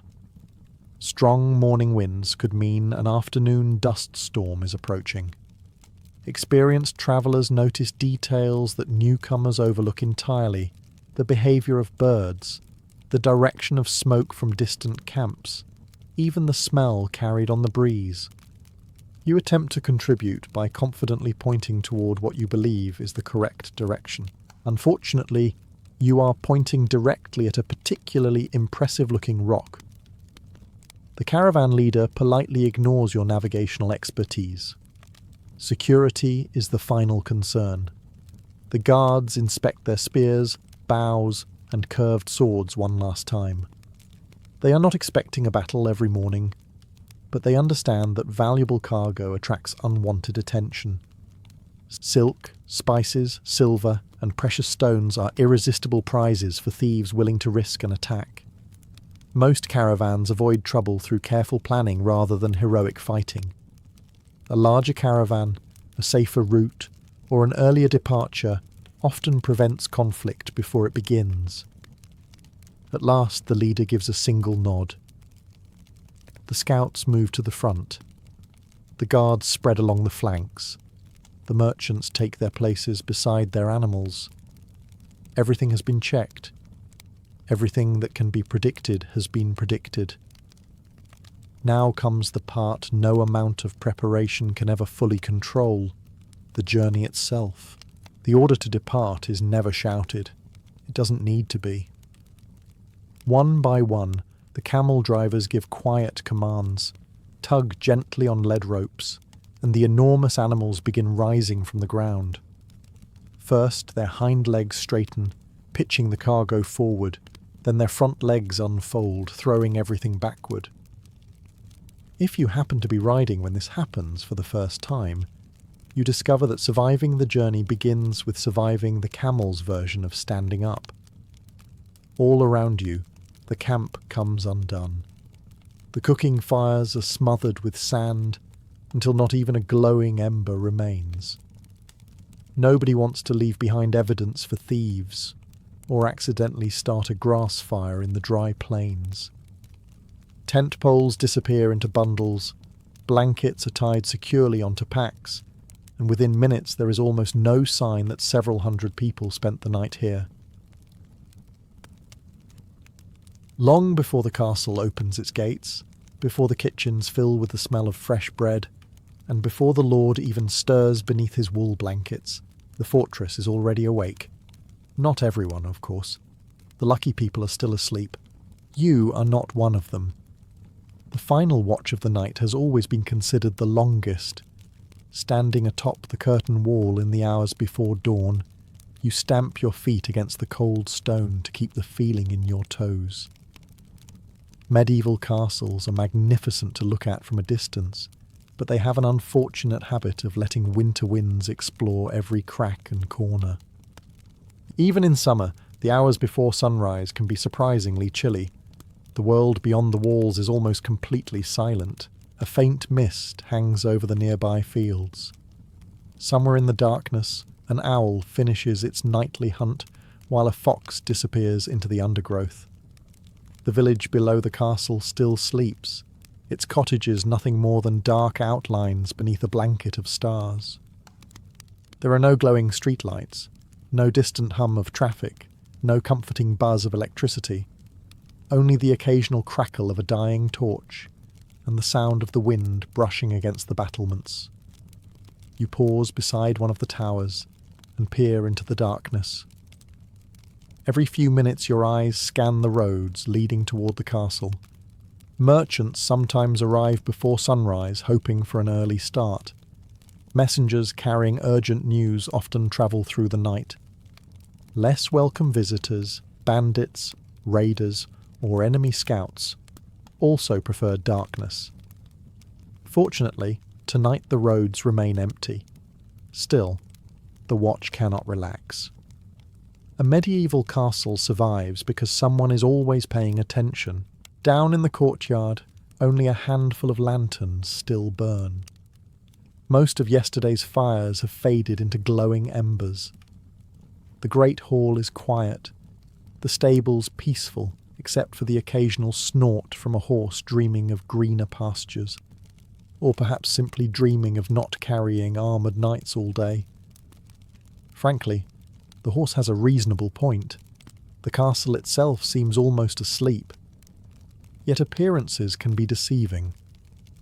Inside the gatehouse, the night guards quietly exchange information with the men who will soon replace them. In the chapel, an elderly priest has already risen for his morning prayers. Somewhere in the kitchens, one of the senior cooks is beginning to stir, knowing that feeding more than 100 people cannot be accomplished in the last 10 minutes before breakfast. Life inside a castle never truly stops. Even while nobles sleep beneath heavy feather beds, dozens of servants continue working through the darkness. Stable boys check valuable horses. Bakers prepare dough before the ovens are lit. The castle physician may spend the night tending a sick servant or treating a wounded soldier who arrived after sunset. Every hour belongs to someone. As the eastern horizon slowly changes from black to deep blue, the first rays of dawn begin creeping across the countryside. The longest shift of the night is nearly over. For the castle, however, the real work is only just about to begin. As the first pale light spreads across the sky, the castle's quiet stillness begins to disappear. The changing of the watch is underway. The guards who have spent the entire night patrolling the battlements finally make their way toward the gatehouse. Their faces are tired, their cloaks damp with morning dew, and they are already thinking about a warm meal and a few precious hours of sleep. Coming the other way are fresh guards, adjusting helmets, fastening belts, and taking their places without ceremony. Every shift begins with the same exchange. Anything unusual? If the answer is nothing, everyone breathes a little easier. If the answer is anything else, the morning suddenly becomes much more interesting. The gatehouse is easily the busiest building in the castle this early in the day. It is far more than a pair of wooden doors. It is a fortress within the fortress, built to protect the weakest point in the walls. Massive oak gates reinforced with iron stand several inches thick, while above them waits the portcullis, a heavy iron lattice that can crash down in seconds if danger appears.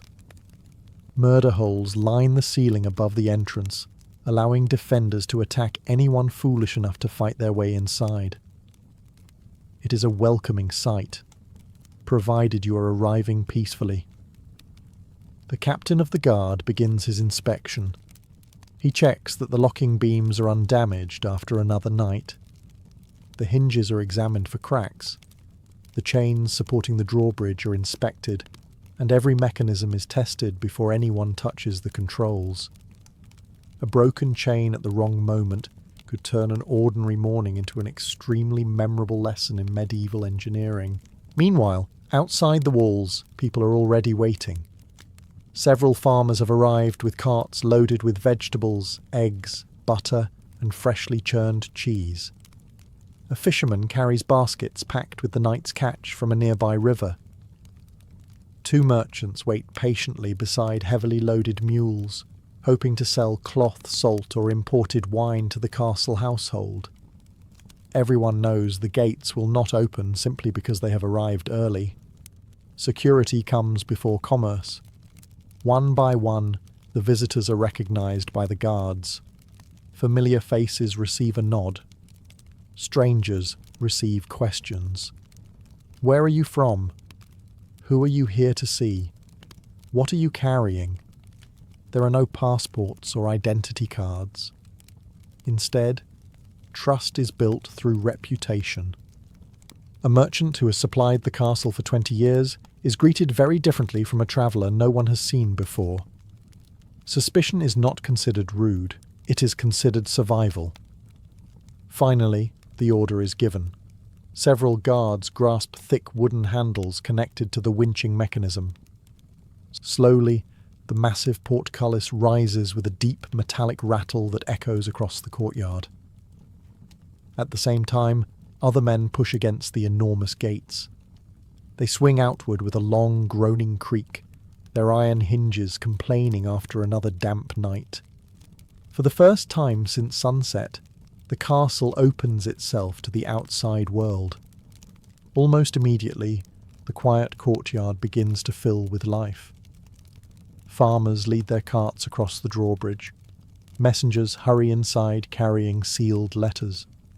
Stable boys guide wagons toward the storehouses, while guards continue watching every newcomer with practiced eyes. The castle is no longer asleep. Its heart has begun to beat, and the next task waiting for hundreds of people is warming the fortress itself before the morning truly begins. With the gates now standing open and the first visitors entering the courtyard, another transformation begins inside the castle walls. The fortress must be brought back to life, not with magic, with fire.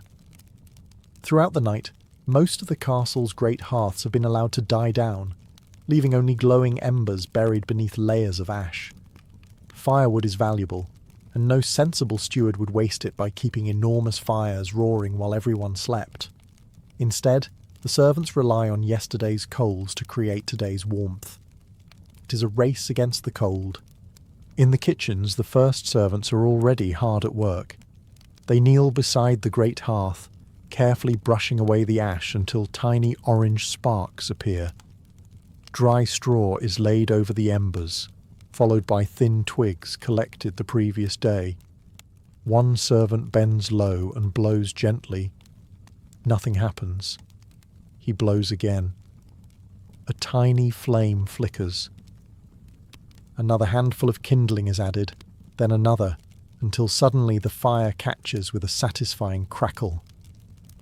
Within minutes, thick oak logs are pushed into the growing blaze, and the massive fireplace begins warming the largest room in the castle. One fire is never enough.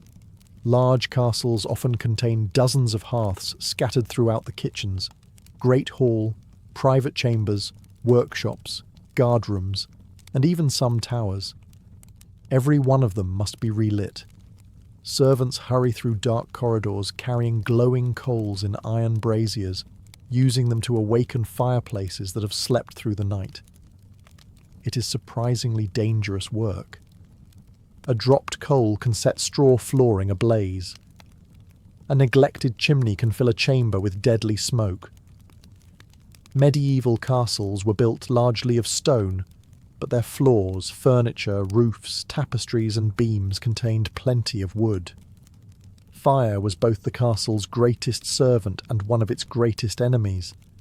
Soon the kitchens become almost unrecognisable. The cold silence is replaced by the sound of crackling logs, clanging iron pots, and the scraping of heavy cauldrons across stone hearths. Sparks dance upward into blackened chimneys that have witnessed generations of cooks preparing meals for nobles, soldiers, and servants alike. The smell changes as well. First comes wood smoke, filling the air with the familiar scent of burning oak and beech. Then fresh bread begins baking inside enormous ovens that were heated long before dawn. Porridge simmers in great iron pots. Bacon sizzles over open flames, while onions and herbs release aromas that slowly drift through the corridors. If you are sleeping in one of the upper chambers, this is probably when you wake up. Not because someone politely announces breakfast, because an entire castle has suddenly become wonderfully noisy. Elsewhere, maids carry candles and small oil lamps through the darker rooms, replacing those that burned out overnight. Although daylight is spreading outside, Thick stone walls and narrow windows leave many interiors surprisingly dim. Light remains just as important as heat. By the time the sun rises fully above the battlements, warmth is beginning to spread through the fortress. The castle no longer feels like a cold stone shell. It feels like a home. And now that the fires are burning, it is finally time for the people who live here, from the highest noble to the youngest stable boy, to begin their own morning routines. With the fires burning and the kitchens filling the castle with the smell of fresh bread, the fortress begins to wake room by room. Not everyone wakes at the same time, and certainly not everyone wakes the same way. In the Lord's private chamber, thick curtains allow only thin strips of morning light to creep through the narrow windows. The room is one of the warmest in the castle, thanks to its large fireplace and heavy tapestries hanging along the stone walls. Even so, the air remains cool enough that nobody is eager to leave the comfort of the bed. The Lord's day rarely begins alone. A valet quietly enters the chamber carrying freshly heated water in bronze basins. Another servant lays out the day's clothing, a linen shirt, woolen hose, a finely woven tunic, leather belt, and perhaps a fur-lined cloak if winter has settled over the countryside. Wealthy nobles owned dozens of garments, but dressing still required assistance. Buttons were scarce, layers were numerous, and expensive fabrics deserved careful handling. There is no rushing. A medieval noble's appearance is a statement of authority. Meanwhile, in the ladies' chambers, the morning follows a similar rhythm. Her attendants help brush and braid her hair, arrange her gown, and prepare jewellery appropriate for the day's responsibilities. Contrary to popular imagination, noble women often had busy schedules. They supervised servants, managed household supplies, oversaw textile production, received guests, organised charitable work, and sometimes even handled estate business while their husbands travelled or fought in distant campaigns. Elsewhere in the castle, life is considerably less elegant. The squires have already been awake for some time. Young boys training to become knights quickly discover that sleeping late is an excellent way to become acquainted with extra chores. They dress in simple wool clothing before hurrying toward the armoury or stables, where experienced knights expect armour to be polished, horses to be groomed, and equipment to be inspected before breakfast. The stable yard is already alive with activity. Grooms brush horses until their coats shine despite yesterday's dust. Hooves are cleaned carefully, harnesses examined for wear, and fresh hay distributed to animals that seem permanently convinced they have not eaten in several weeks. A war horse represents an enormous investment, often costing more than an ordinary farmer could earn in years. Neglecting one would be like forgetting where you parked a luxury sports car, except the sports car occasionally bites. In the servants' quarters, there is no luxury of slow mornings. Maids hurry through corridors carrying clean linens. Laundry workers haul heavy baskets toward washing areas. Pages race between chambers delivering messages from senior officials already planning the day's business. The steward has likely been awake since before dawn, checking inventories of grain, ale, salted meat, candles, and firewood. Running a castle requires constant accounting because feeding 200 people every day has an unfortunate habit of emptying storehouses. Even the castle chapel begins to fill. Some residents pause briefly for morning prayers before beginning their duties, while the priest prepares for the day's first service. Faith touches nearly every aspect of castle life, weaving itself into routines as naturally as lighting the hearths or opening the gates. Within an hour, nearly every chamber echoes with footsteps, conversation, and purposeful movement. The household is fully awake. Now comes perhaps the most important challenge of every medieval morning: feeding everyone before the real work of the day begins. As the castle reaches full wakefulness, one unmistakable sound begins to dominate the morning: growling stomachs.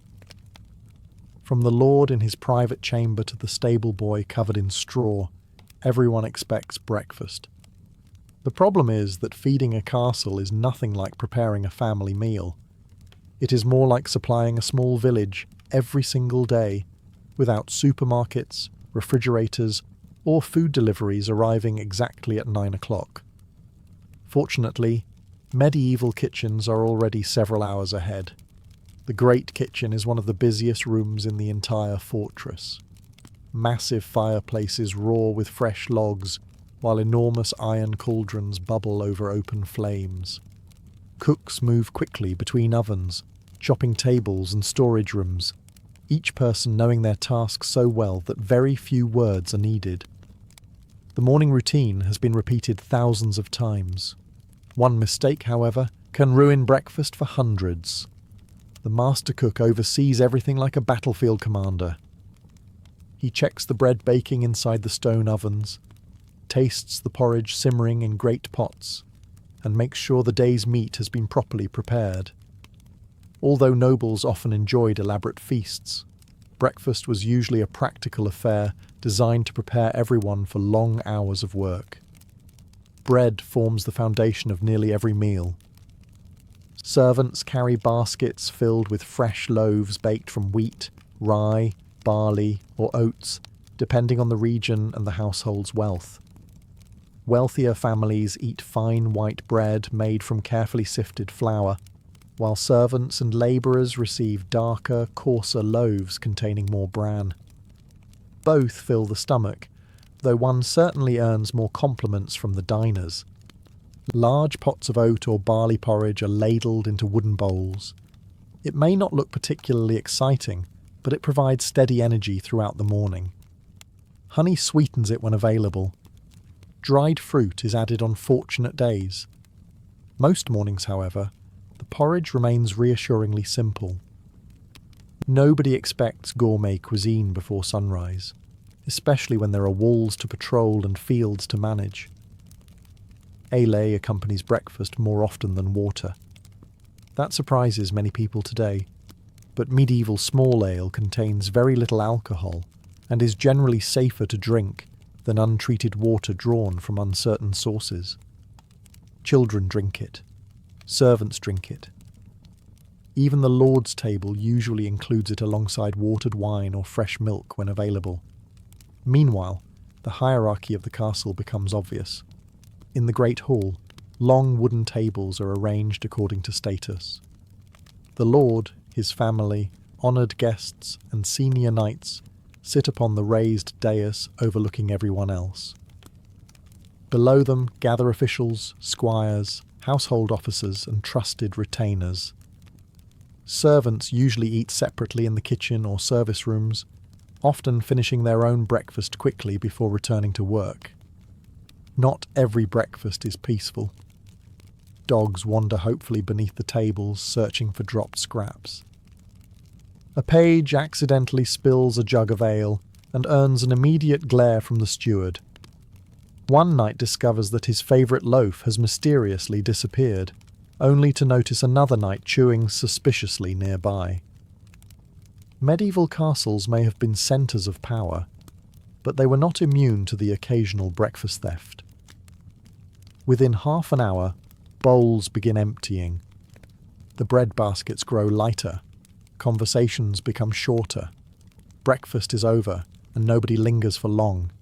An entire castle is waiting to be managed, repaired, defended, cleaned, and governed. The meal has provided the fuel. Now the day's real work can finally begin. With breakfast finished and the last wooden bowls carried back to the kitchens, the castle enters its busiest hour. This is when talking gives way to doing. A medieval castle cannot simply hope that everything will somehow run itself until sunset. Hundreds of people live and work within its walls, and every one of them has a responsibility. If even a few fail to do their jobs, the entire household begins to feel the consequences. Food spoils, repairs are delayed, horses go unfed, supplies disappear. Before long, the steward has a headache powerful enough to rival a battering ram, which is why every morning begins with organisation. At the centre of it all stands the steward. If the lord owns the castle, the steward keeps it functioning. He oversees nearly every aspect of the household, from food stores to finances, servants to supplies. Before most people have even finished breakfast, he is already reviewing reports delivered by scribes and senior servants. How much grain remains? Did the blacksmith receive enough charcoal? How many barrels of ale are left in the cellar? Has the mill delivered this week's flour? These questions may sound terribly dull. They also determine whether everyone eats next month. Nearby, scribes unroll parchment across heavy oak tables. Goose feather quills scratch steadily as they record rents collected from nearby villages, expenses for repairs, deliveries from merchants, and payments owed to craftsmen. Literacy is a specialised skill, and those who possess it are invaluable.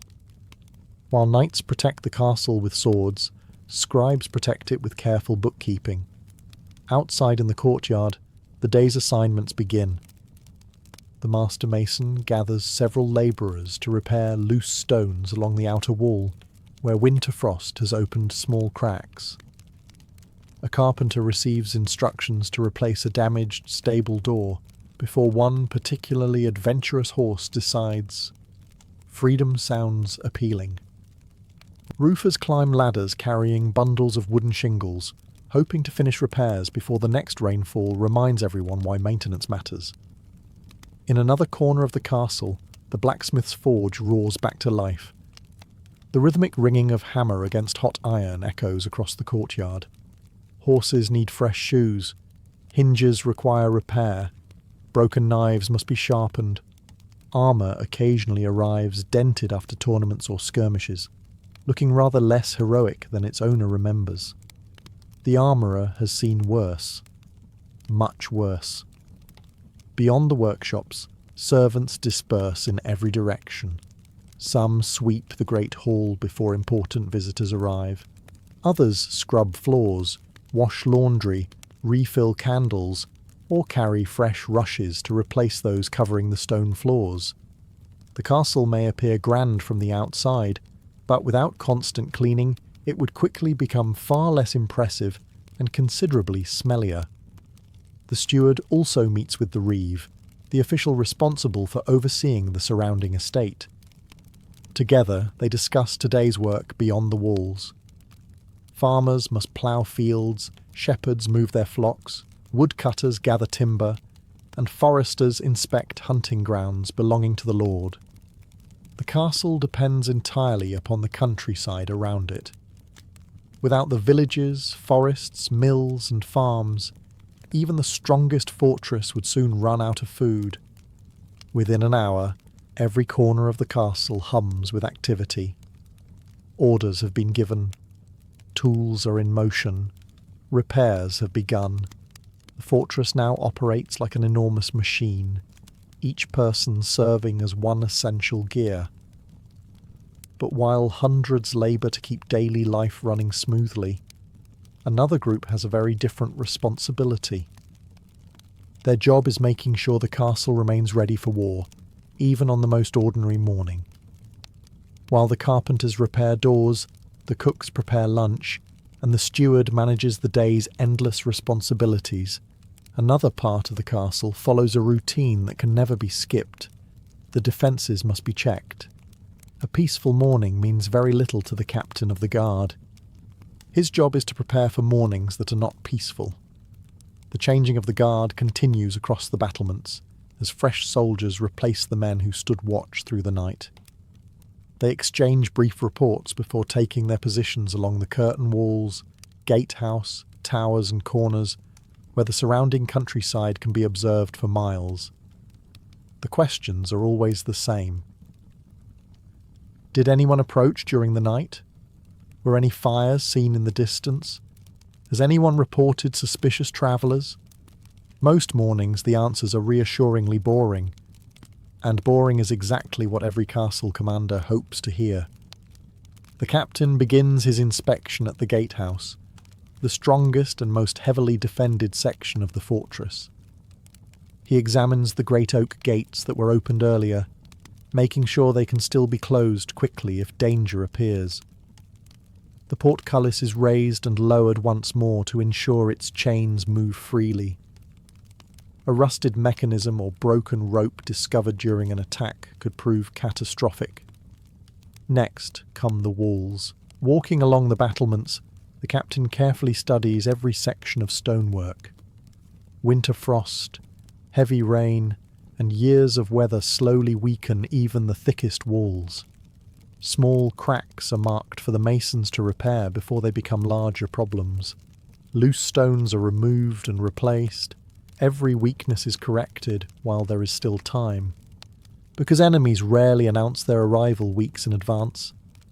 Archers, meanwhile, inspect their equipment. Longbows are unstrung overnight to preserve their strength, so each bow is carefully restrung and tested. Bowstrings made from hemp, flax, or animal sinew are examined for fraying. Arrows are counted one by one, damaged shafts discarded, and fresh bundles carried to storage racks along the walls. Crossbows receive even more attention.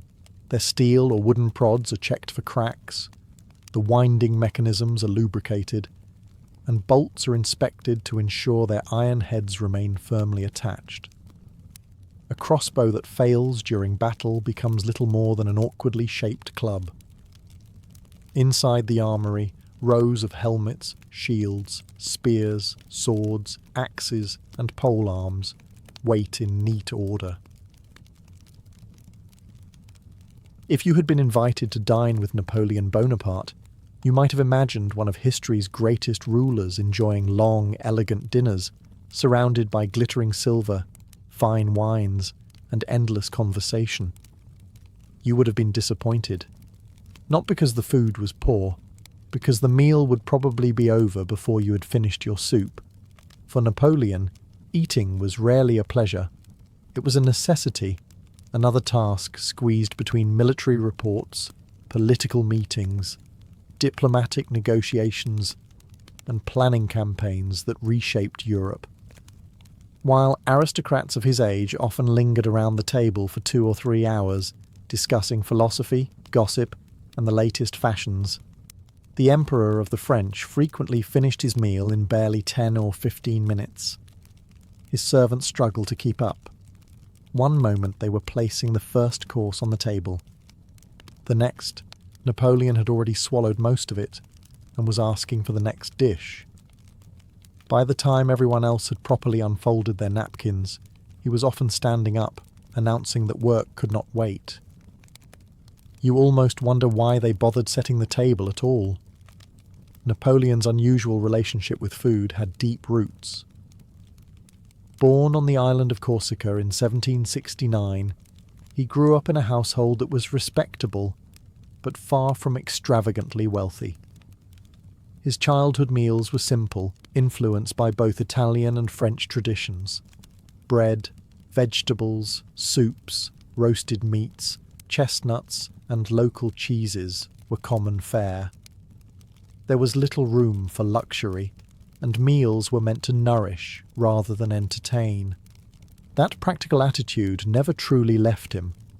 Even after crowning himself emperor in 1804, Napoleon retained many surprisingly modest habits. While he certainly had access to the finest chefs in Europe, he rarely behaved like someone determined to enjoy their masterpieces. To him, a meal was fuel, much like oats were fuel for his cavalry horses. The horse, admittedly, probably spent more time chewing. His staff quickly learned to adapt. The imperial kitchen had to be ready at unpredictable hours, because Napoleon's schedule changed constantly. Sometimes he requested dinner early in the evening. Other times, he forgot to eat until late at night, after spending hours reviewing troop movements or dictating letters to exhausted secretaries. His cooks were expected to have fresh meals available with very little warning, knowing there was a good chance the emperor would consume them at astonishing speed. His physicians occasionally worried about this habit. Eating too quickly often left Napoleon suffering from indigestion, stomach discomfort, and bouts of acid reflux, problems that seemed to worsen as he grew older. Friends and attendants urged him to slow down, chew properly, and allow himself a few moments of relaxation.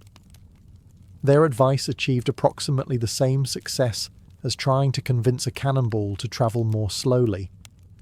Napoleon simply believed that every minute spent lingering over dinner was a minute stolen from governing an empire. So before you picture glittering imperial banquets and leisurely conversations beneath crystal chandeliers, imagine instead a man who viewed the dinner table much like another battlefield. The objective was clear. Finish quickly, move on. There was always another campaign waiting. If Napoleon's dinners were famously brief, his breakfasts were even less of an event. By the time most members of the imperial court were beginning to stir beneath silk blankets, the emperor had often been awake for hours. Napoleon preferred rising early, especially when military matters or affairs of state demanded his attention. Secretaries, ministers, and aides-de-camp quickly learned that the day could begin almost immediately after sunrise, and anyone arriving late risked discovering that the emperor had already completed several hours of work. His breakfast reflected the same attitude. Simple, efficient. Forget towering stacks of pastries or lavish buffets stretching across marble halls. Napoleon's morning meal was usually modest, often consisting of a cup of coffee, sometimes mixed with milk, accompanied by bread or toast. On other mornings he preferred hot chocolate, a fashionable drink among Europe's elite, though even then he rarely lingered to savour it. For Napoleon, breakfast existed for one purpose, to get him back to work. The setting, however, was anything but ordinary. Inside the Tuileries Palace in Paris, servants quietly prepared the emperor's apartments before dawn. Fires were lit to warm the rooms during colder months. Fresh linens were arranged, documents stacked neatly upon writing desks, and breakfast prepared in adjoining service rooms. Every detail followed a carefully rehearsed routine, because no one could predict exactly when Napoleon would decide he was hungry, or how long that feeling would last. The palace itself buzzed with controlled urgency. Messengers arrived carrying dispatches from distant provinces. Officers delivered reports from army headquarters. Ministers waited nervously in nearby chambers, hoping for a brief audience before the emperor's schedule became impossibly crowded. While cooks carried trays through polished corridors, clerks hurried in the opposite direction with maps, letters, and official decrees awaiting Napoleon's signature. Breakfast often happened in the middle of all this activity. It was not unusual for Napoleon to continue reading reports while eating. Secretaries sometimes remained nearby, ready to write down instructions between mouthfuls of bread and coffee. One moment, he might be discussing taxation in northern Italy. The next, he would ask about naval construction or dictate a reply to an ambassador in Vienna. Multitasking, it turns out, was not invented by modern office workers. It simply involved considerably more uniforms. Napoleon's valet, Louis-Joseph Marchand, who later served him faithfully during his exile, observed that the emperor often paid remarkably little attention to what was placed before him. If the food was warm and arrived promptly, he was generally satisfied. His concern lay not in culinary perfection, but in whether breakfast interrupted the flow of his thoughts. Sometimes it barely interrupted them at all. His physicians occasionally encouraged a more balanced diet and slower eating habits, especially as digestive complaints became more frequent.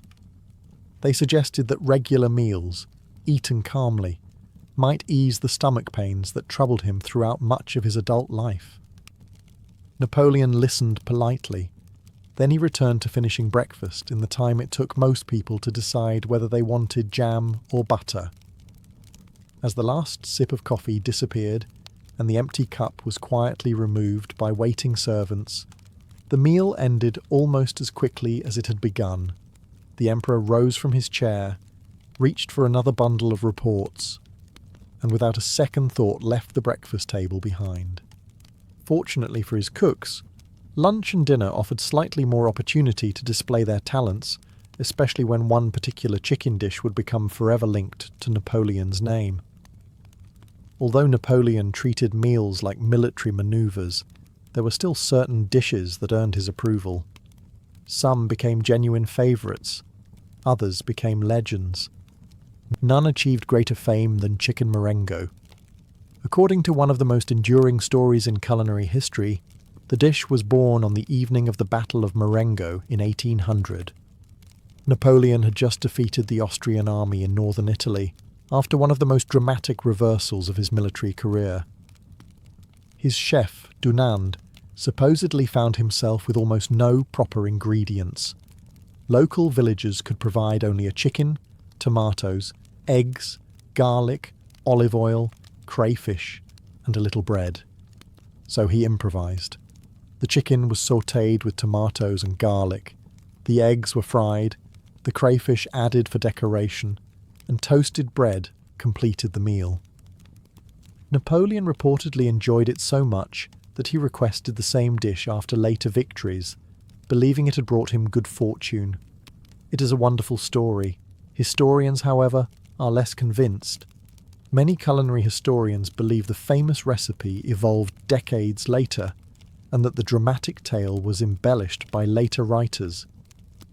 Tomatoes were not yet common in many French kitchens, and the version served in restaurants today differs considerably from what might actually have appeared on Napoleon's table. Still, whether entirely true or partly fictional, chicken Marengo became permanently associated with the Emperor, and that in itself is a remarkable legacy for a single meal. Beyond the legends, Napoleon's real tastes were surprisingly straightforward.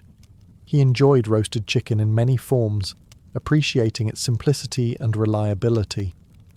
Mutton appeared regularly on his table, often roasted or gently stewed with vegetables. Beef also featured in imperial meals, though rich sauces interested his chefs far more than they interested the emperor himself. He was particularly fond of simple soups. Lentil soup was among the dishes frequently mentioned by those close to him. Thick, warming and filling, it suited Napoleon's practical nature perfectly. Vegetable soups, onion soups and broths appeared often, especially during colder months or while travelling with the army. His Corsican upbringing also left lasting influences.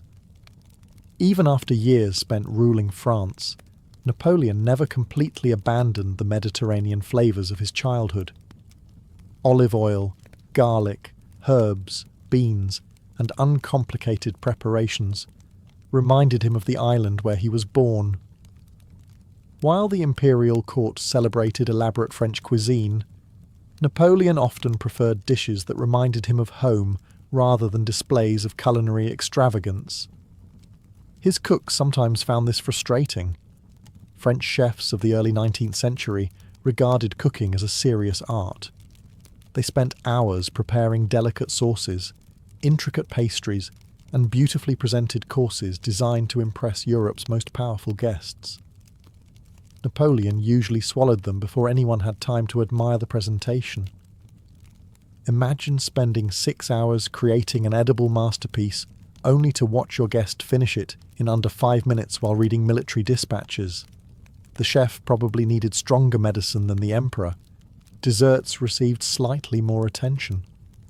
Napoleon enjoyed pastries from time to time and had a noticeable fondness for almonds and certain fruit preserves. Fresh fruit also appeared regularly when in season, particularly pears, cherries, grapes and apricots. Yet even sweets rarely persuaded him to slow his pace. For everyone else at court, dinner represented conversation, ceremony and entertainment.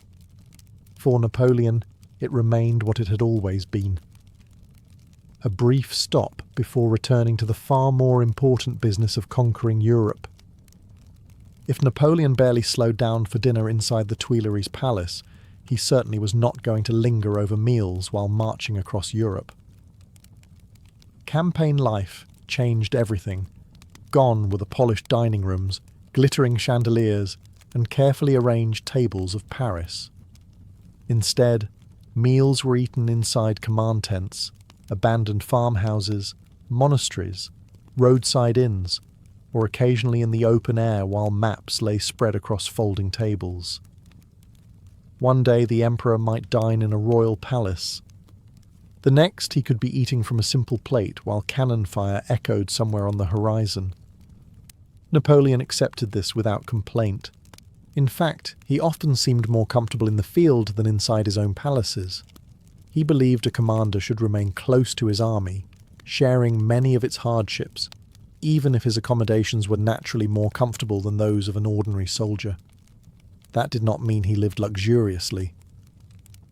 His travelling kitchen was surprisingly compact compared to the enormous baggage trains of many 18th century generals. Napoleon disliked unnecessary delays and constantly urged his officers to travel light. Every extra wagon slowed the army, and a slower army often meant giving the enemy valuable time. Speed won battles. Excess luggage lost them. His personal chef accompanied the campaign whenever possible, bringing essential cookware, spices, wines and ingredients that could be obtained along the route. Fresh supplies were purchased from towns, villages, monasteries, and local markets whenever circumstances allowed. If the army entered friendly territory, food was usually bought or requisitioned. In enemy lands, obtaining provisions became considerably more complicated. Some days the emperor enjoyed respectable meals. Roasted chicken, boiled beef, fresh vegetables, soup, bread, cheese and fruit might appear if the supply lines were functioning well. On particularly successful campaigns, local officials eager to impress the French emperor organised elaborate dinners inside captured cities. Napoleon rarely rewarded their efforts by eating slowly. His marshals had learned the routine. Just as everyone settled comfortably into their seats, Napoleon would finish his final mouthful, stand abruptly, and announce that there was work to do. Officers scrambled to follow him, abandoning half-finished meals because no one wished to keep the emperor waiting. Imagine finally getting a decent dinner after marching 20 miles, only to discover your commander has decided dessert is less important than discussing troop movements. History rarely sympathises with hungry marshals. Campaign conditions could also become extremely harsh. During the disastrous invasion of Russia in 1812, proper meals became almost impossible. As supply lines stretched across hundreds of miles and winter tightened its grip, even senior officers struggled to obtain sufficient food. Soldiers survived on coarse bread, horse meat, thin soup, frozen vegetables, or whatever could be scavenged from abandoned villages. Napoleon himself could not entirely escape these shortages, although his staff naturally tried to secure better provisions whenever possible. The contrast was remarkable. Only months earlier, imperial banquets had displayed the finest wines and silverware in Europe. Now the greatest ruler on the continent considered himself fortunate to receive a hot bowl of soup before returning to his maps. Whether inside a magnificent palace or a freezing command tent, one habit never changed. Napoleon still treated every meal as a brief interruption.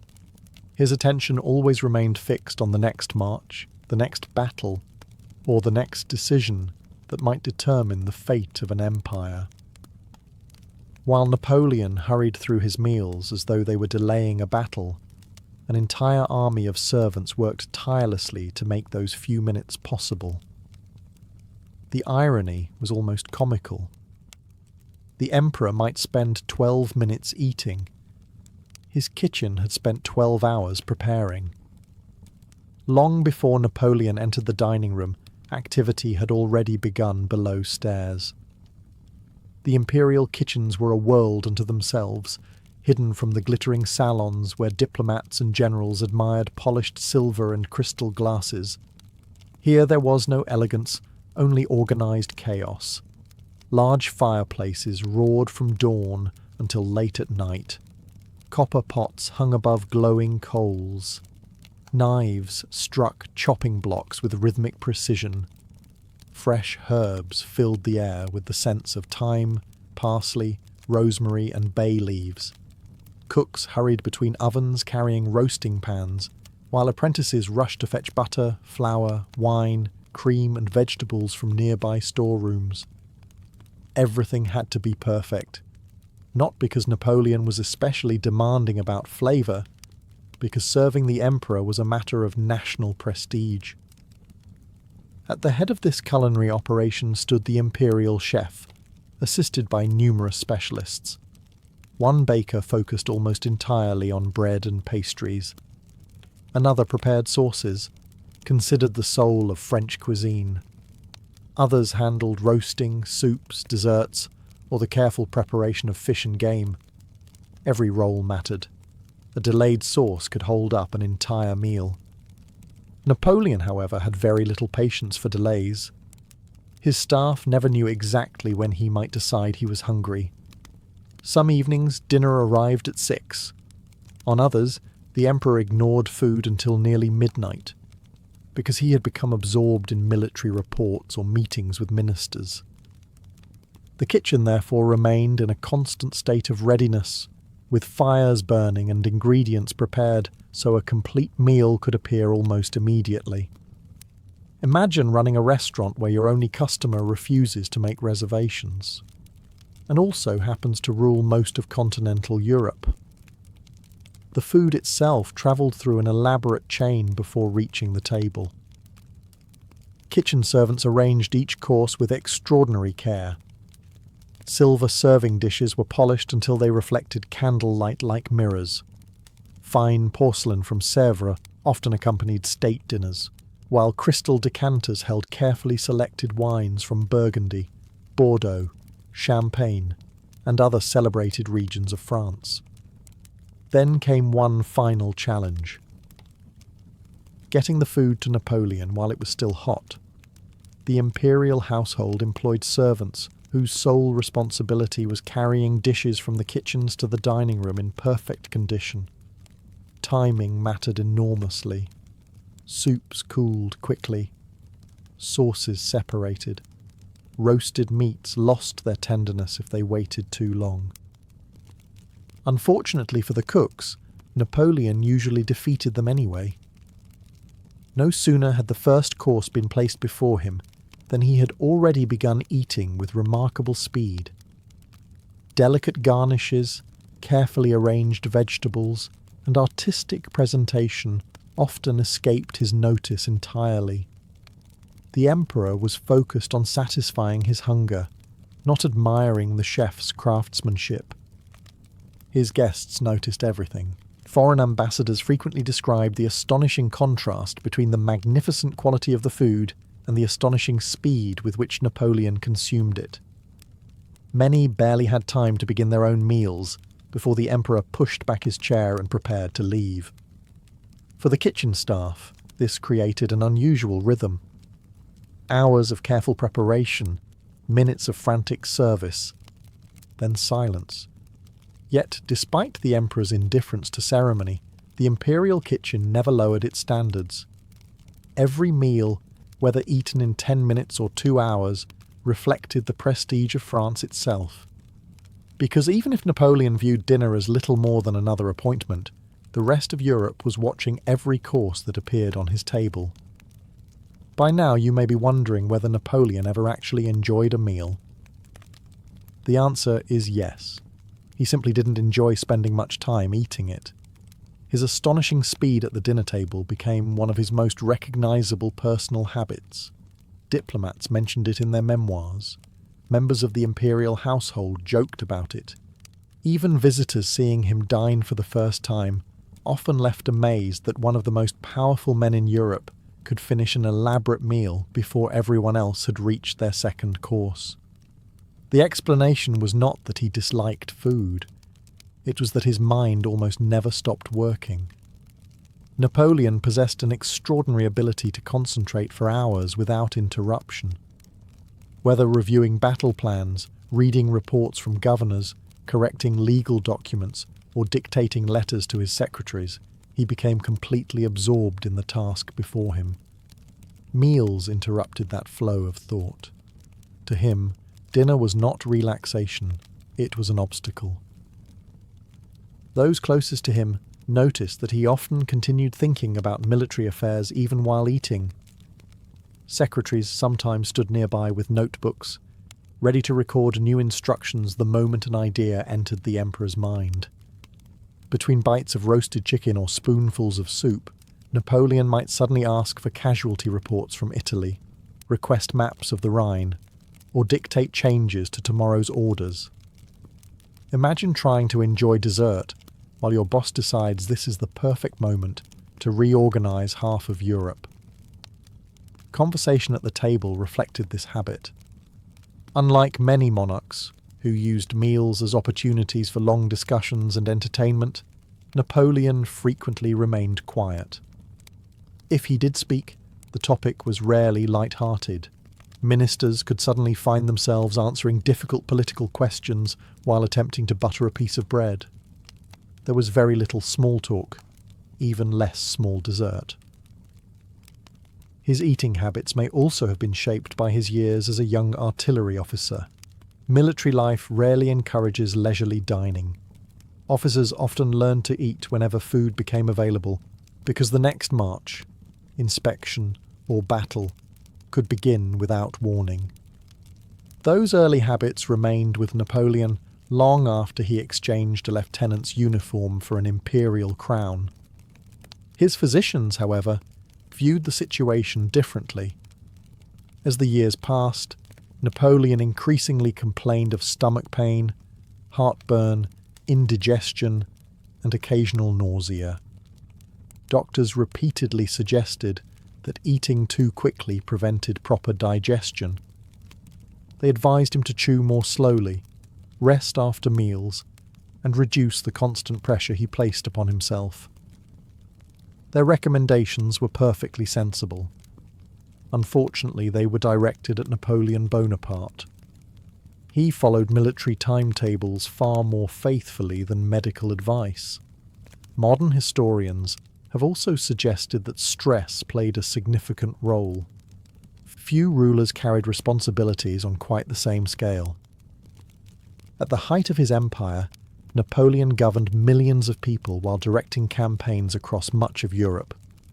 Every day brought diplomatic crises, military decisions, financial concerns, and political challenges that demanded immediate attention.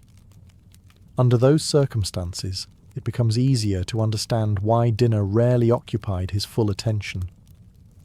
Looking back, his rushed meals reveal something larger than an unusual table manner. They reveal a man who measured time differently from almost everyone around him. To Napoleon, every minute spent lingering over food was a minute that could have been spent planning a campaign, solving a political problem, or strengthening his empire. For better or worse, even the emperor's appetite marched at military speed. If Napoleon disliked spending time at the dinner table, there was one situation in which he had no choice: state banquets. An emperor could rush through a private meal. He could not rush through diplomacy. Or at least he was expected not to. Throughout his reign, the imperial palaces of France hosted magnificent dinners for kings, princes, ambassadors, generals, scientists, and foreign dignitaries. These banquets were far more than opportunities to eat. They were carefully choreographed displays of power, wealth, and stability, designed to remind every guest that France stood at the centre of Europe. Every candle, every chair, every silver fork, every course served a political purpose. Preparations often began days in advance. The imperial kitchens selected the finest ingredients available from across France and beyond. Fresh fish arrived from the Atlantic coast. Oysters were transported with astonishing speed to remain fresh. Rare wines came from Burgundy, Bordeaux, and Champagne. Exotic fruits, expensive spices, and delicate pastries demonstrated not only culinary excellence, but also the enormous reach of Napoleon's empire and trade networks. The dining room itself became a stage. Long tables gleamed beneath crystal chandeliers. Gold-trimmed porcelain from the famous Sèvres factory reflected hundreds of candle flames. Fresh flowers decorated the centerpieces, while polished silverware was arranged with military precision.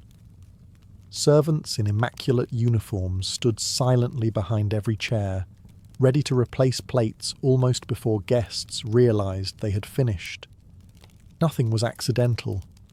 Even the seating plan required careful thought. An ambassador from Austria could not simply be placed anywhere. A visiting king expected precedence over lesser nobles. Distinguished marshals of France occupied positions reflecting both military achievement and political importance. One misplaced guest could create an international insult before the soup had even arrived.